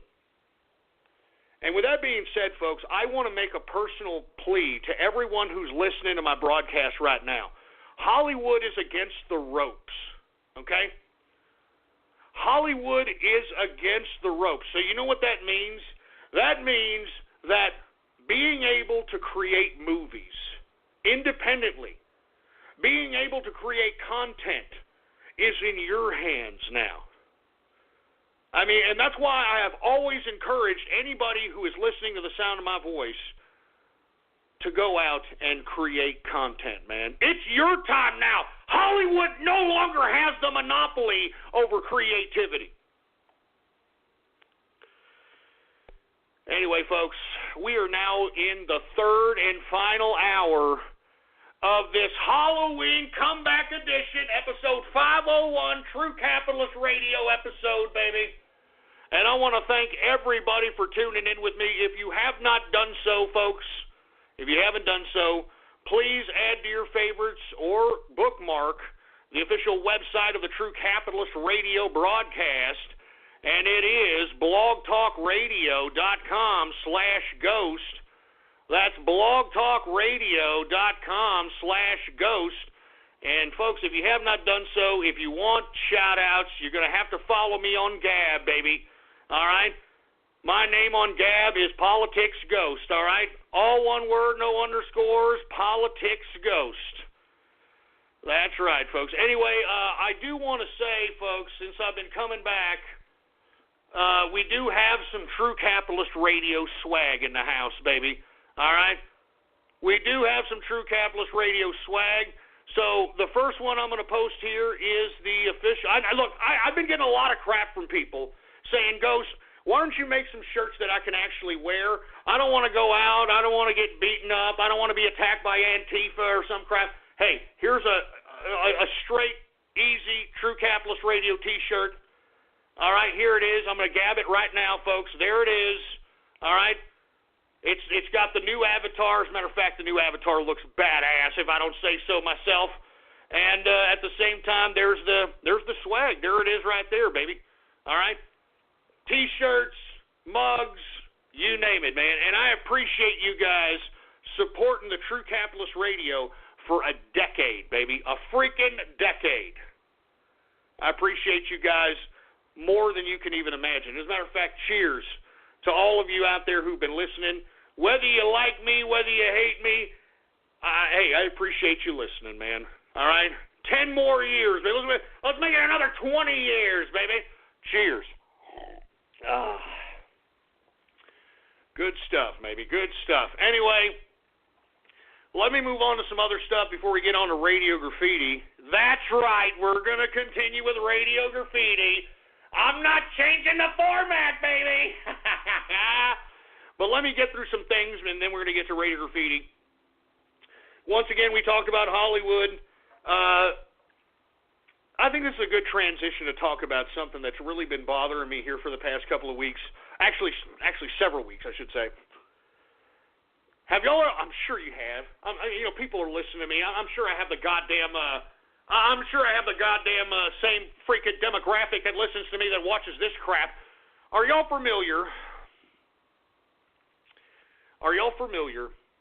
With a show, a cartoon by the name of Rick and Morty? That's right. I'm talking about this man-child, disgusting disgrace, Rick and Morty. Have y'all seen it? I'm sure you have. I'm sure you're circle jerking over it. And let me tell you something. What happened on October 7th, okay, was the most disgusting episode of man-children I have ever seen in my effing life.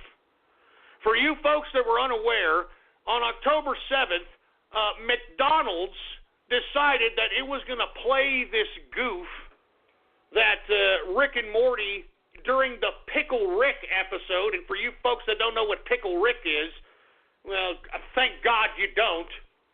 But during the Pickle Rick episode, Pickle Rick describes how he goes back to 1998 or 97 to go back to the McDonald's when they were having the Mulan promo, when they would have Szechuan sauce or whatever the crap, all right? And then it became a meme with these man-children, all right? And then it became a meme, and then you know what McDonald's tried to do? McDonald's was like, look, somebody in their marketing department saw the autism bucks and was like, look, we got to strike where the iron's hot. Okay, we got to put this Rick and Morty stuff in our locations. They'll love it. They'll eat it up. And, bro, did you see what the kind of autistic crap?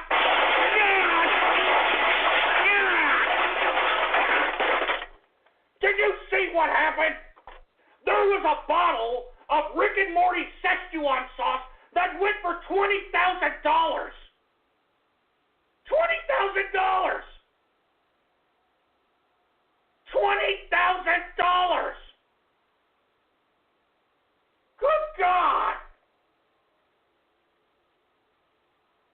Oh my God! I mean, what have we turned ourselves into, man? Who's giving these kids these autism bucks? Good God, man!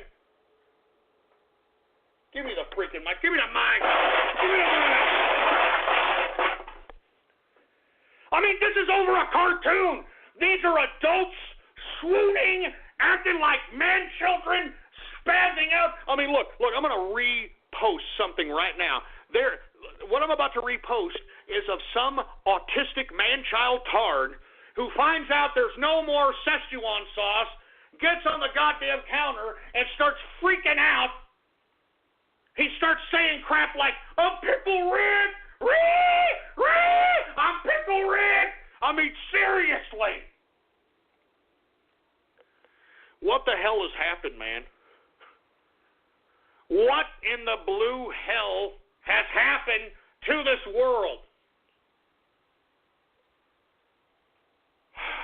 Jesus Christ. I can't believe it. I'm sorry. I mean, if you like Rick and Morty, I mean, that's your thing. That's great. But if you were out there waiting for Szechuan sauce, you should be put to sleep. I'm sorry. I'm sorry.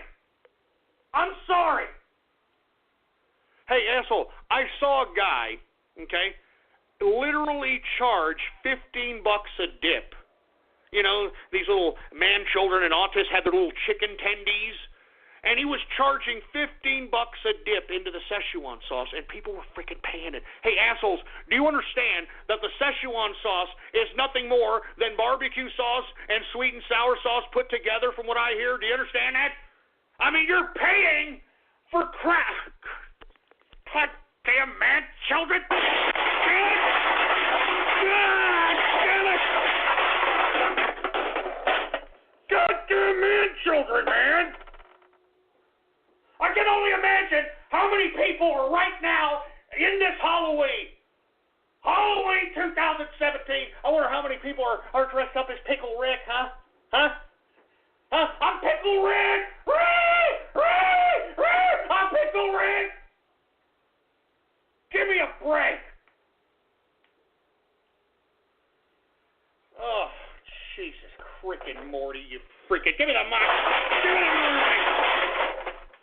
I don't want to spend too much goddamn time on that, but you, man, anybody who participated in that, you should be put to sleep. You should be put to sleep!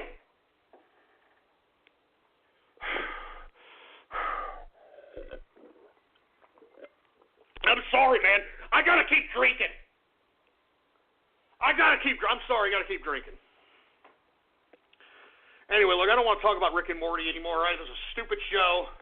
I can't believe that America showed its man-child. Jesus Christ, man. I'm going to move on. All right, Rick and Morty sucks. And all you people that love Szechuan sauce, well, you know what? You know what McDonald's said? Hey, are they willing to pay $20,000 a bottle for it? Well, we're going to do it again next month. Sucker!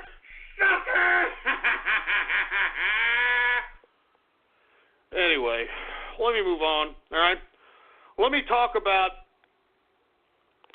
a Republican. And the reason I want to talk about this guy is because I've always hated this guy. I always knew he was a liberal. Going back to 2008, you can go back in the archive at blogtalkradio.com/ghost. That's blogtalkradio.com/ghost, and go back into the archive to 2008. I told everybody that son of a bitch that was running in the Republican ticket, John Turncoat McCain, you're goddamn right. John Turncoat McCain, I told all of you, I told everybody that this son of a bitch was a closet liberal. And I said even back then that the Republican convention in 2008 was nothing more than a coronation, a goddamn coronation of the liberals taking control of the Republican Party.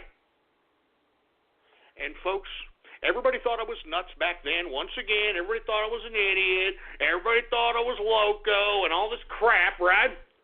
Take a look at this piece of garbage, John Turncoat McCain now. Take a look at him now. He is a liberal hero all of a sudden, huh?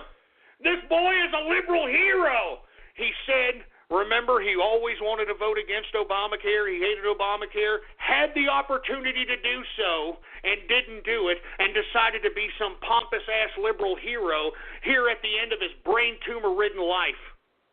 What a piece of garbage. And another thing, I can't believe that the mainstream media has absolutely refused to air his Tokyo Rose recording in which he committed treason. He's no war hero. John McCain is no war hero. That son of a bitch committed treason. And if you don't believe me, just YouTube search John McCain Tokyo Rose and listen to that son of a bitch sing like a canary over the airwaves of the Viet Cong. They only found it August of 2016. That's right, August of 2016, because it was mislabeled in the National Archives. Yeah, and that's the only way they found it. John Turncoat McCain is no war hero. He's committed treason. He's a piece of trash. And let me tell you something, anybody who is looking up to John Turncoat McCain as any kind of an inspiration don't know their ass from their elbow. This guy is worse than any snake oil salesman that's ever existed on the face of the planet. And I spit on John McCain. Hey, if he's got a brain tumor, why is this idiot able to continue to serve in the Senate?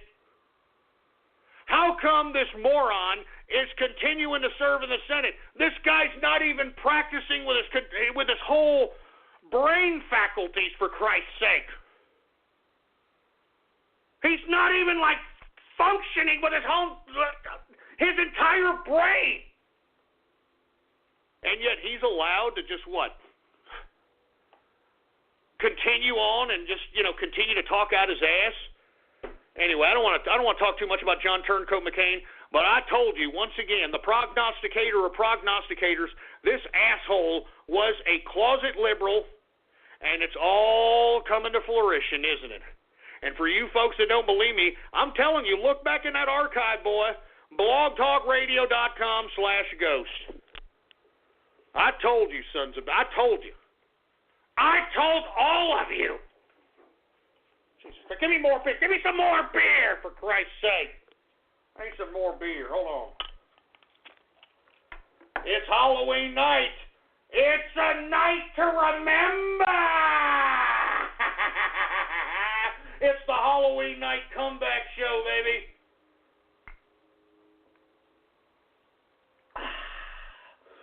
Good stuff, man. Good stuff. Anyway, enough of John Turncoat McCain. Now what I'm going to go over is what will happen in the future, folks. Okay, this is the show future, what I'm going to do. I am not going to do the show 5 days a week. There is no effing way I can do it, given the fact that I'm running businesses. I got things going on. You understand? So I can't do it 5 days a week. So what I'm going to do is I am going to conduct the show on Monday, Wednesdays, and Fridays. All right? 3 times a week, Monday, Wednesday, and Friday. Now, what time am I going to do it? I have no idea. Okay? I am going to do the next show probably this Baller Friday. What I'm going to do is conduct some polls on my official Gab. And, of course, my official Gab is gab.ai/politicsghost. What I'm going to do is try to see what kind of time frame people actually would want to listen to the broadcast live. Because I want as many people to listen to the live broadcast as possible. I have a tremendous amount of people who listen to the broadcast as it pertains to the archive show, but then everybody wants to be a part of the live show. You know what I mean? Everybody wants to be a part of the live show, so that's what we're going to mess around with. The format is going to stay the same, folks, all right? It's only changed a little bit tonight because it's the Halloween night comeback edition. But we are going to continue on with the first hour being the financial hour, the second hour being the U.S. domestic politics hour, the third hour being a little bit of international relations, and, of course, radio graffiti. So we're not changing the format whatsoever, okay? Secondly, folks, I am kind of wanting to change what was once known as the Saturday Night Troll Show, okay? Because, I don't know, there needs to be something else done. Because, the Saturday Night Troll Show was going towards a gaming kind of demographic when we were talking, and some computers, or I'm not really too sure. So I was entertaining the idea of potentially doing a gaming stream, but the bad part about it is I was so gung-ho about it. I'm not even joking. Everybody in the inner circle was hyped. They're like, oh, man, Ghost, you're going to do some gaming. That's great, man. Get a gaming computer and all this crap, right? Well, unfortunately, folks, I saw TwitchCon, and I saw the type of characters that TwitchCon encapsulates, and after that, I do not want to do a game stream. I'm sorry. I'm sorry, man. I mean, I don't want to be affiliated with Fruit Bowl, gamers. Not gamers. Look, let me take that back. Let me take a step back, okay? I do not hate gamers, okay? As a matter of fact, gaming is now overtaking movies as it pertains to an entertainment outlet. So I don't hate people that, after a day's work, they want to play a game, they want to partake in something to that capacity, that's fine. I have no problem with that. The problem I have is that you've got a contingent of gamers, that's all they do, okay? That's all they do, and because all they do is game, and because all they do is, like, talk to other gamers through, like, TeamSpeak or something, their communication skills is that of a 10-year-old child. And it's pure autism. It's just pure I mean, bro, I'm a grown-ass man. I can't be commiserating with people that act like 10-year-olds that are in their, like, 20s and 30s, man. I mean, I did not like TwitchCon. I would not have wanted to kick it with any of the people that were Twitch streamers. I would not have liked to kick it with anybody who was there that was attending the goddamn Twitch. I mean, that was a fruit bowl convention. And you know why I'm a little scared about it? Because if I become popular on a gaming stream, because I have an idea that I could become very popular on a gaming stream. I mean, there's a lot of people that watch these effing things, man. A lot of people watch game streams. I'm just afraid that if I get too popular, I'm going to have to go and actually commiserate with people that I really don't want to commiserate with, man. I don't like weak people. I don't like weak, scrawny, fruity, gaming, pizza pocket-bodied fruit bowls. I don't like people that talk as if they're a 10-year-old child. I don't like wide-pupiled people. Haven't you noticed that most of these man-children, and not to mention most of these people that are also, quote, what do they call gender androgynous, gender fluid, or whatever the hell they call themselves, take a look in their eyes and take a look at how big their pupils are. These people are under the influence. Take a look at all the people that were in line getting Szechuan sauce with Rick and Morty. I challenge each and every one of you, look into the pupils of these people and take a look at how dilated they are. These people are literally under the influence of psychotropic drugs, and that's why they're rationalizing such irrational behavior as normal. So that's all I'm saying to everybody that's out there listening, all right? Take a look at the eyes, all right? What did Tony Montana say? The eyes, chico, they never lie. The eyes, they never lie, for Christ's sake, man. They never lie. And if you see a wide-eyed pupiled person, I mean, I don't want to kick it with some freaking wide-pupiled idiot. I mean, those are unstable imbeciles, man. I mean, I want to kick it with capitalists. I want to kick it with working people. I don't give a shit what you do for a living, man. If you're working and you work hard for your living, and it doesn't matter what so-called class that you're in, if you don't collect entitlements and you work for what you have, well then, by God, I want to meet you. I want to shake your hand. You're a capitalist. You're what this country should be all about. But if you're just some man-child who, can be a completely imbecilic, 40-year-old virgin,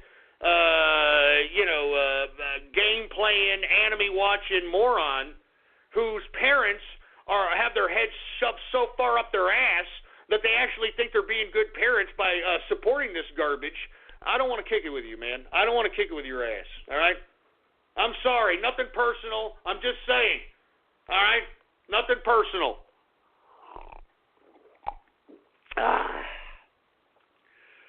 Anyway, with that being said, I also want to discuss the purpose of Ghost coming back this year. The purpose is, folks, 2018 elections are coming around the corner. Now, what this means is, folks, is that this generation that is the tech generation, has an opportunity to literally just change the guard, change the power structure in 2018. Now, how do you do that? Well, I'm proposing Meme War 2, baby, for 2018, Meme War 2. And what we're going to do is we are going to promote unelected delegates. Unelect, I don't care what party they're in. I don't care if it's the Republican Party or the Democratic Party, okay? Unelect these damn lifelong career bureaucrats. There should be nobody, and I mean nobody, who should be making a career of public service. Nobody.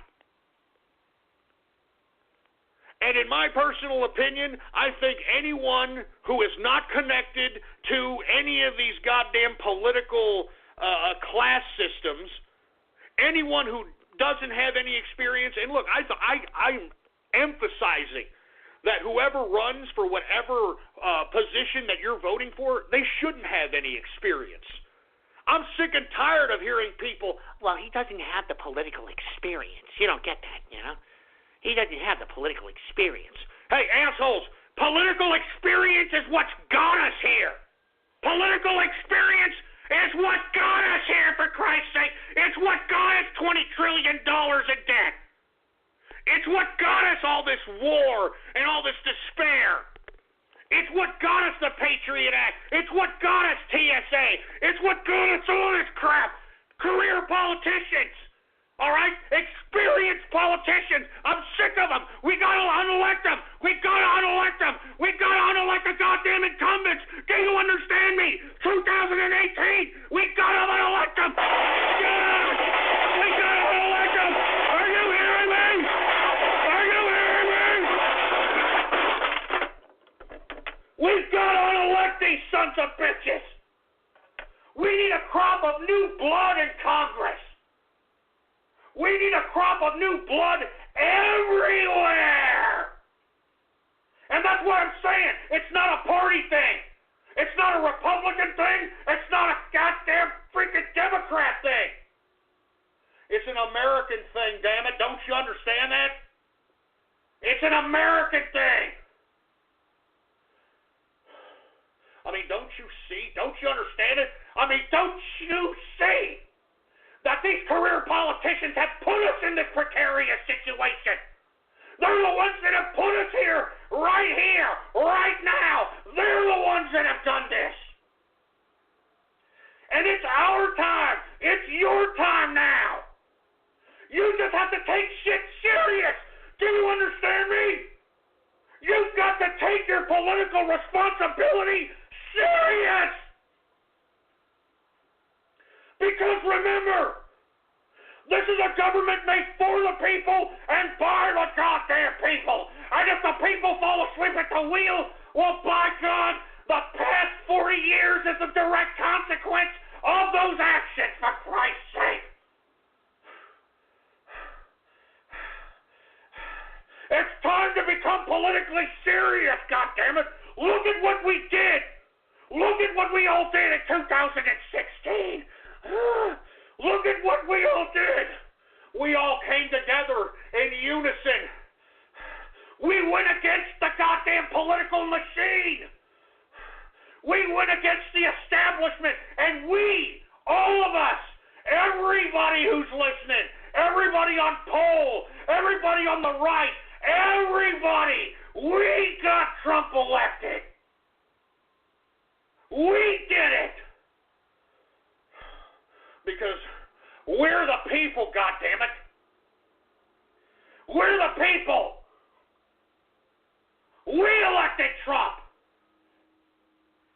And that's why I'm telling you we can do it again. We can unelect these goddamn incumbents. We can get these goddamn career politicians out. We can get these career politicians out. We can get them out. But everybody out there listening to the sound of my voice has to be politically serious. Everybody has to be politically serious. Do you understand me?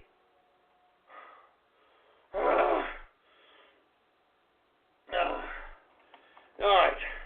Give me the goddamn mic. Give me the damn mic. You got to take this politically serious. You understand? You got to be politically serious. This is not a joke anymore, man.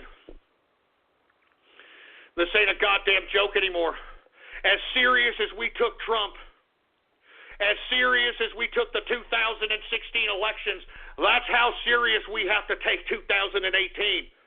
And remember, I always told you, for the past 10 years I've told you, if we all get together and we all use our voice as one, the system will crack. The system will crack. The system cracked with Donald Trump being elected as president, and we've got to continue it. Do you understand me? Don't get swayed by any of the troll garbage. Don't be swayed by any of this crap. It is your time now. It is time for you to be politically active. God damn it. Is anybody listening? Jesus Christ. Anyway, let me take another swig of this beer, for Christ's sake. Good God.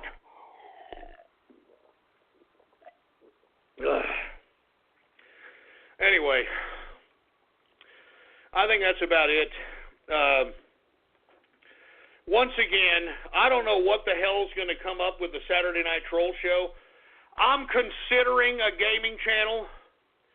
I'm also considering, I don't know what to do. I really don't know. I know I owe the fans out there some Saturday night show, and I don't know, maybe it'll be on YouTube. I don't know. Who knows? I know this, that the True Capitalist Radio show is staying on Blog Talk Radio because Blog Talk Radio supports True Capitalist Radio. I'll tell you that right damn now. I'm telling you, and thank you, Blog Talk Radio. I want to be honest with you. If you want to be a show yourself, well, by God, Blog Talk Radio, hook it up, man. That's all I'm saying. They treat old Ghost good, and that's all I'm saying. Anyway, let me take a swig of this beer here. It's Halloween night, baby. Halloween night 2017. The comeback show, baby. The comeback show. I'm telling you, I've had a good time, man. I can't believe there's only 30 minutes left. Good God. Just like your traditional ghost show. I mean, isn't that amazing about True Capitalist Radio? You could be listening and all of a sudden time just like that. It just goes away. It's like, 30 minutes left. More? So anyway, with that being said, and before I do this, all right, I want everybody to remember that a lot of memories have been made during this segment, and I really appreciate, and sometimes I don't appreciate the good times that, hold on, did I say YouTube? Did I actually say YouTube? Oh, shit, God damn it. I didn't mean to say Jude. I'm sorry. I didn't mean to say it. I'm sorry. Oh, Christ, man. It was a slip. It was a damn slip. I'm sorry if that offended anybody. Give me the mic. Give me the mic. I'm sorry if that offended anybody. Don't call the ADL. I actually like Jews, okay? All right? L'chaim, all the Jews out there. I just don't like the coffee filter on the head. That's all. You know what I mean? I like brisket. I don't like bagels, though. All right? Anyway, sorry. I did not mean to say that. It just slipped out. I'm sorry. I'm sorry. Hey, freaking... Pootie Pie said the N-word. All right? I think that's worse than, just you all shut up. All right? All you on Gab, shut up. It was an accident. I'm sorry. Don't call the ADL, you bastards. Don't call the ADL, you bastards. Jesus Christ. Anyway... Let's just go ahead and get to everybody's favorite part of the broadcast, folks, and I'm talking about Radio Graffiti! That's right, folks. Radio Graffiti, the part of the broadcast where the spectators become a part of the spectacle. All you've got to do is call me right now. Now I know I have a couple of different numbers here. I know they're showing one number on the page where it's being broadcasted. Here's another number, 516-453-9903. And when I call on your area code, you've got exactly 3 to 4 seconds to say whatever it is that's on your mind. That's why we call this Radio Graffiti. And before you, I want to say one more thing. There is Radio Graffiti merch that's out there right now, and if you folks have not seen it, let me go ahead and gab it right now. So anybody who wants a piece of this merch can do this. Here it is, right here. Here is Radio Graffiti merch right here. Here it is. Look at that. That's awesome. Look on Gab right now at Politics Ghost. Radio Graffiti swag, baby. You can't beat it. You cannot beat it, baby. Anyway, folks, once again, check out Gab for some Radio Graffiti swag. And if you were always appreciative of Radio Graffiti, this is for you. All right? This swag is definitely for you. All right? Anyway, do we got any callers there, engineer?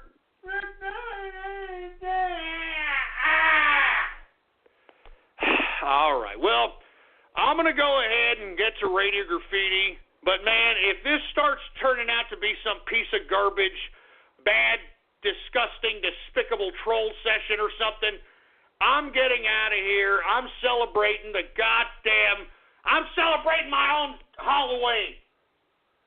I'm celebrating my own Halloween my own way.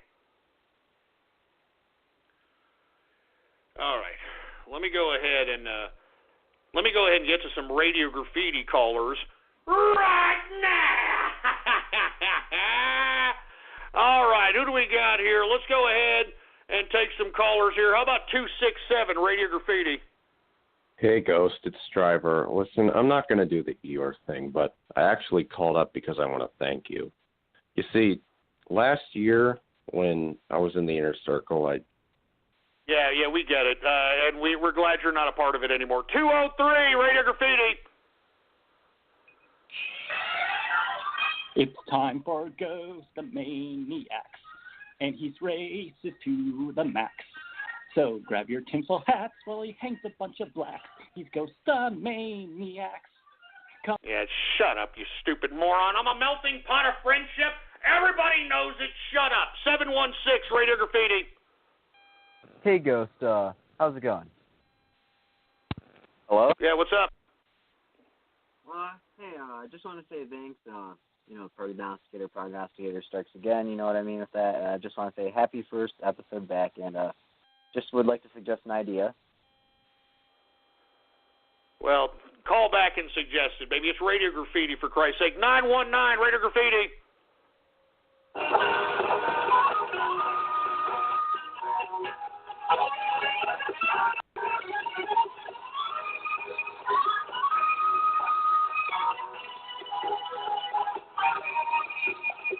Black man in a white man's town.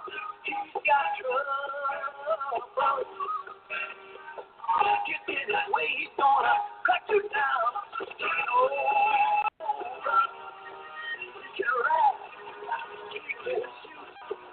Don't take nothing from nobody. For your bad. Give us nothing. Yeah, he's so bad. They call him Paul. He's a Paul. Called nigga. He's so bad. All right, we get it. And you know what? That's another thing I'd like to bring up to your attention. Do you think it's a rather coincidence that the actor that played Boss N-Word, the movie, you know where that stupid little tune comes from? And thanks a lot, engineer, because you're the one that made it a reality on this show. Anyway, did you know, don't you think it's a coincidence that the guy who played the lead actor in Boss N-Word actually, brought out Trump in a California speech? Y'all remember that? Do you think that's like a coinkadink? Just saying. I'm just saying. Anyway, what else we got here? We got 425, Radio Graffiti. Hello, Seattle. The people who know me best will not be surprised by what I'm about to tell you. I am not a man who betrays his principles. I am not. Yeah, you sound like one, you stupid moron. How about 847, Radio Graffiti? Hello, is this Ghost? Yeah. My name's Aaron Bronco. I'm from up north in Montana. And anyway, I've been listening to your show for a while now, and I have to say, I love it. I love what you do, and you represent the proud people well. Yeah, you know what you hold on. Stay right there. Because I think it's about time for everybody's favorite part of or I should say favorite game. It's Guess the Minority! That's right, folks. It's everybody's favorite game. It's Guess the Minority. This person definitely has some twang to their voice, and they're trying to sound like some white redneck. I want to go ahead and play the game, Guess the Minority, to see if we actually have the minority status of this person acting like they're a white redneck. Let's see if we have any kind of a guess. Turn the music off, engineer. All right, are you there, sir? Yeah, I'm here. All right. Are you a Mexican? No. Hi, I'm a helpful Southern California Honda person, and recently we've been doing random acts of helpfulness, like donating radios to blind veterans and helping a family receive a permanent housing voucher. And we can help you too with a great deal on an award-winning Honda, like the Accord, a 2017 Car and Driver 10 Best a record 31 times. Click the dealer locator link to find a dealer near you and go to SoCalHondaDealers.com to suggest a random act of helpfulness for someone you know. Car and Driver, January 2017.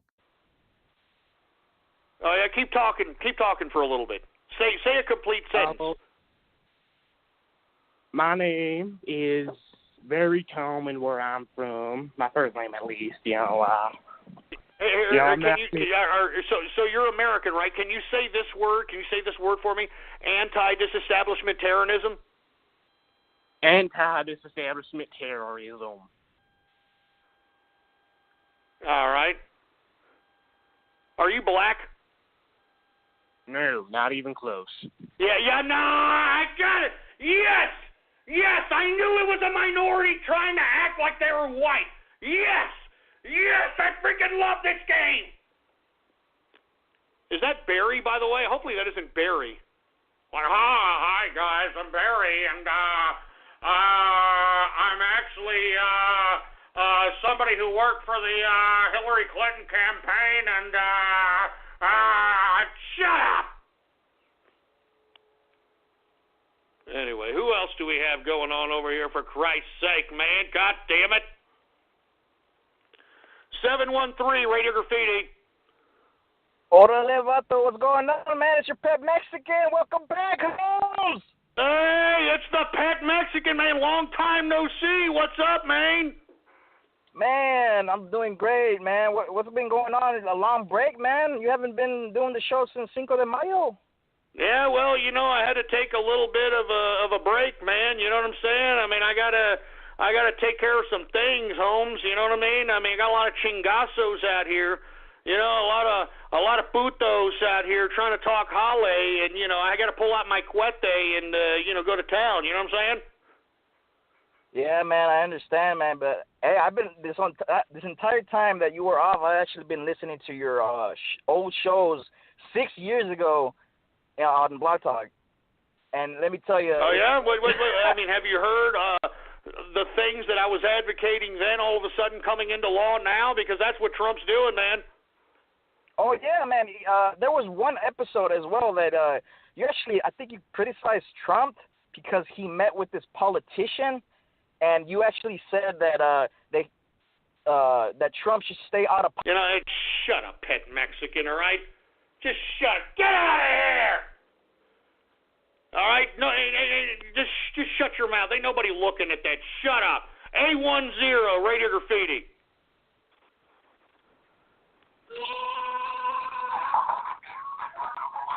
Kellogg's Double Dip Punch is in 2 tasty flavors.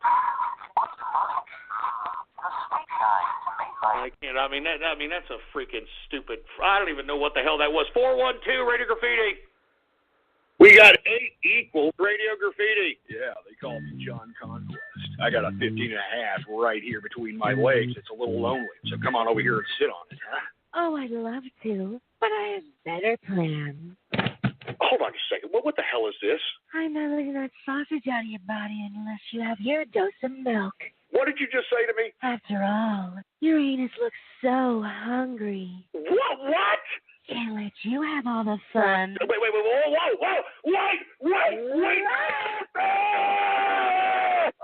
Don't worry, honey bunny.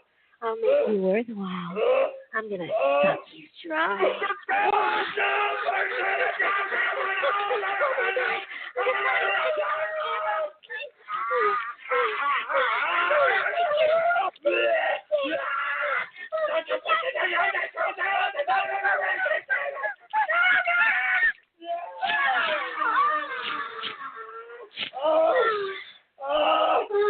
Oh, my heart.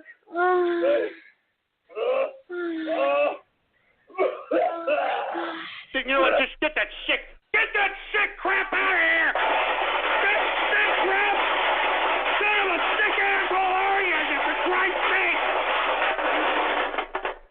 Oh my God, that was sick. I mean, what kind of a sick, twisted mind comes up with this garbage? Oh, Jesus Christ, man. Take about 10 steps away from my freaking butt crack with that stupid splice. You're sick. You're a sick person. Ain't equal. You got a lot of freaking problems, man. I think you need to go freaking talk to somebody. I think that you want to be anally prostated massaged. You freak. Give me the mic. Give me the mic. Jesus Christ. Did you all hear that sick crap? Oh, Jesus Christ, man. This is Halloween, huh? This is Halloween night, huh? For old Ghost here. That's just great, isn't it, huh? Welcome back, Ghost. Welcome back. Jesus Christ, man. Who else do we have here, for heaven's sake?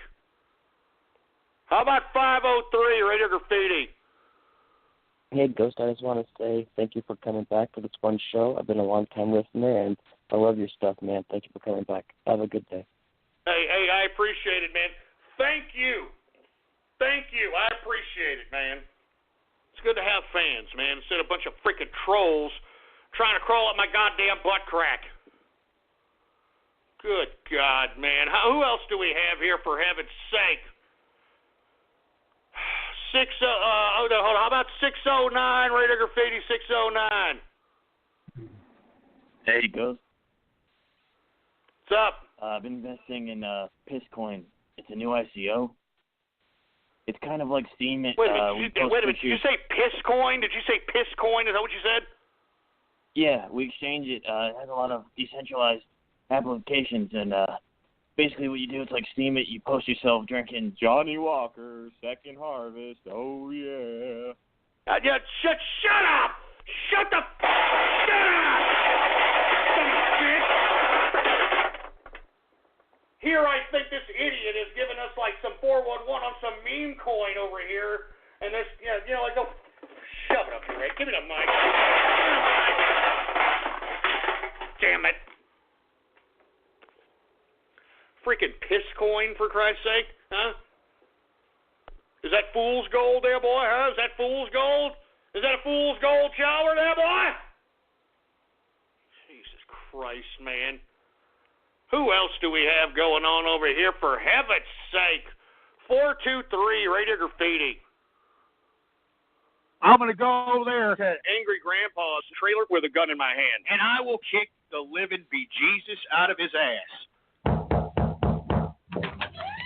What do you want? I hate you fake-ass YouTubers. Who the fuck are you?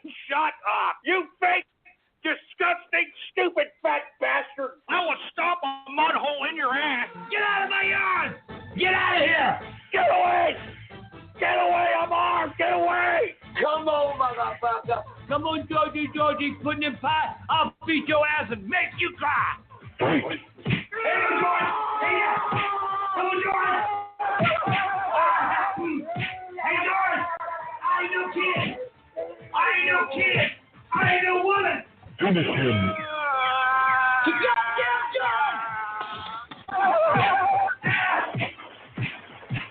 Grandpa wins. Fatality. All right, shut this in. Shut him off. Oh, stupid as hell. Shut up. Stupid moron. Who else do we have here? How about 979 Radio Graffiti? This is Halloween. I still love your show, Ghost. I have no idea what the hell you just said. Can you take whatever you have in your mouth out, please? Jesus Christ. 682 Radio Graffiti. Hey, Ghost, this is BN King. What's going on? Hey, what's up, BN King in the house? What's going on, man?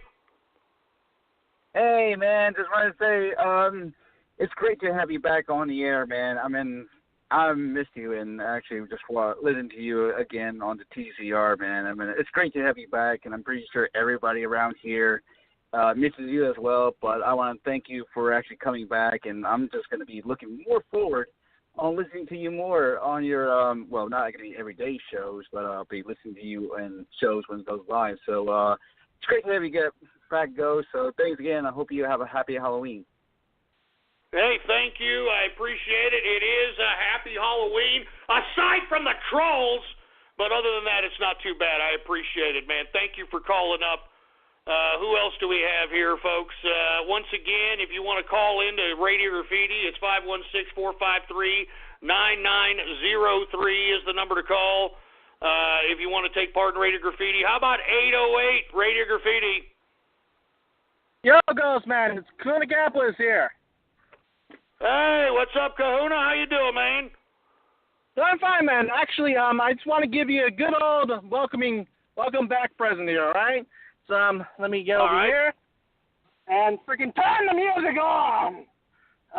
Jesus Christ. El Ghostla! El Ghostla! El Ghostla! Sorry. Hey, man. Hey, I appreciate that, Kahuna. I know people are probably going to interpret that in some weird, nefarious way, but I appreciate the gesture, to say the least, man. I appreciate it. Who else do we have here? How about 915 Radio Graffiti? What the fuck? Woo! Who's there? Cock-sucking girls! Oh! Don't stick that there! No! No!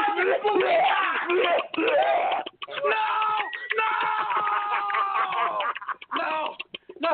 I'm sorry, I didn't mean to laugh. Oh, wait a second. Oh, hey, that's not all that bad.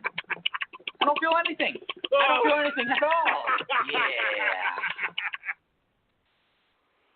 You sick twit. Are you serious? Are you freaking God? You sick pervert! Damn it, you're sick! You're sick! God damn it! I mean,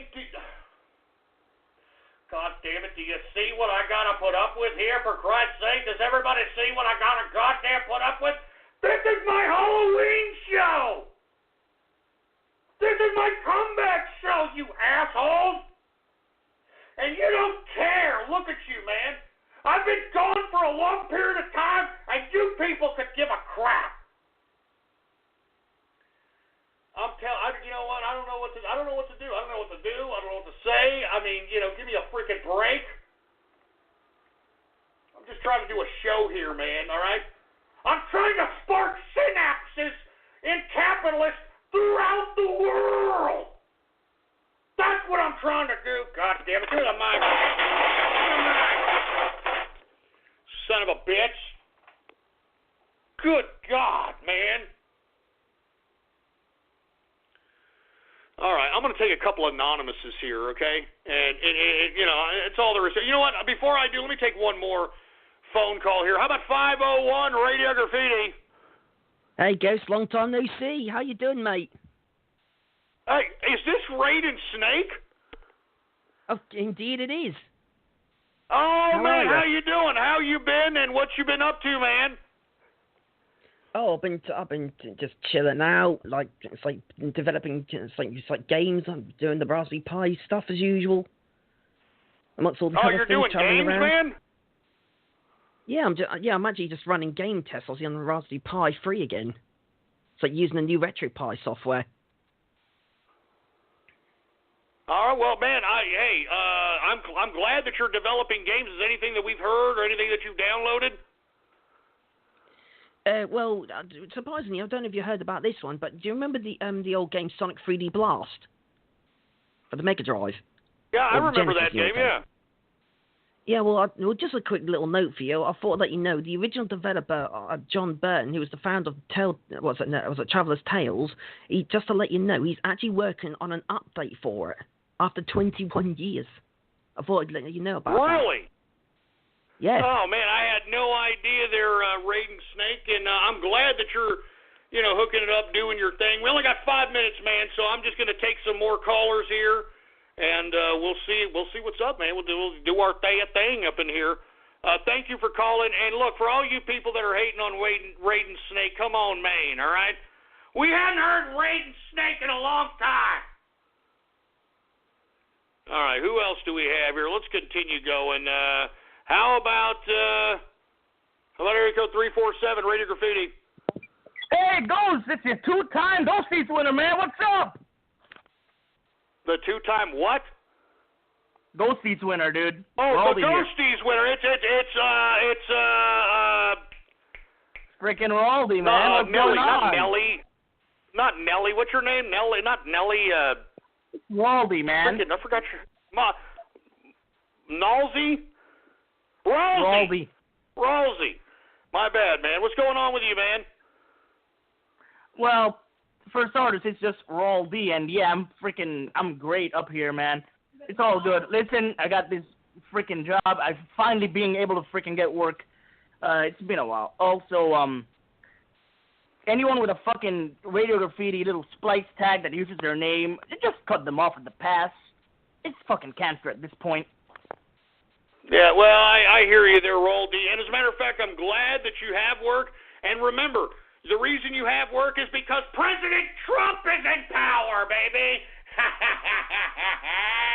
Woo! President Trump is in power, baby. How about Anonymous Radio Graffiti? Twilly Atkins Radio Graffiti. Happy birthday, Twilly Atkins. Happy birthday to you. Happy birthday to you.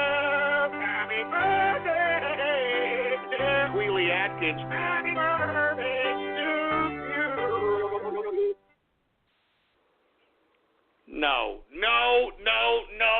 No, you bitch horse.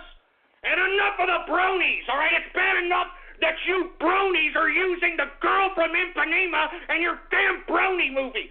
Shove it up your ass. Jesus Christ, man. I'm just so tired. I'm tired of this. This is supposed to be my Halloween comeback.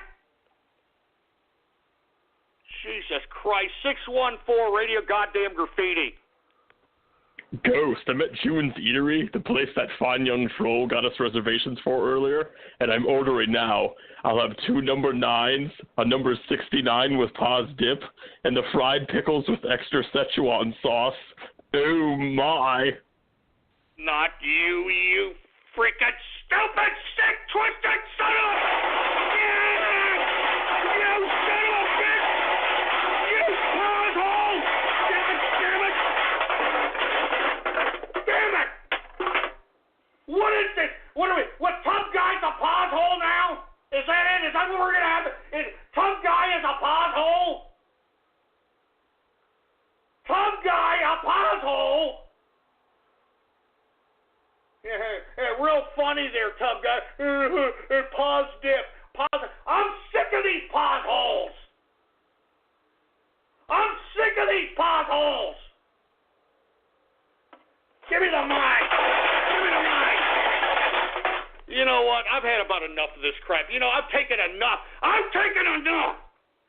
This was supposed to be my Halloween comeback show. I mean, I'm supposed to be a little bit appreciated, for Christ's sake, man. I've been gone for a long time. And this is how you all repay me? God damn it. I don't even know why I came back, for Christ's sake. You know what? You'll be lucky if I come back this Baller Friday, all right? If I do come back, it'll be this Baller Friday. And I don't know what time. You're going to have to go to blogtalkradio.com/ghost and figure that crap out for yourself. Jesus, I can't believe you people. This is my Halloween comeback show. Jesus Christ, I'm almost afraid to ask you morons to follow me on Gab, all right? Gab.ai, all right? Gab.ai/politicsghost. I'm done with this crap, man. This was supposed to be my Halloween comeback show, and this is how you repay me, man? I mean, come on, for Christ's sake, man. I've been gone for a long time. Don't you understand it? I've been gone, and this is how you repay me? I mean, I'm supposed to continue making content when you people are taking a piss? You son of a bitch! You're ungrateful! You son of a bitch! You'll be lucky if I come back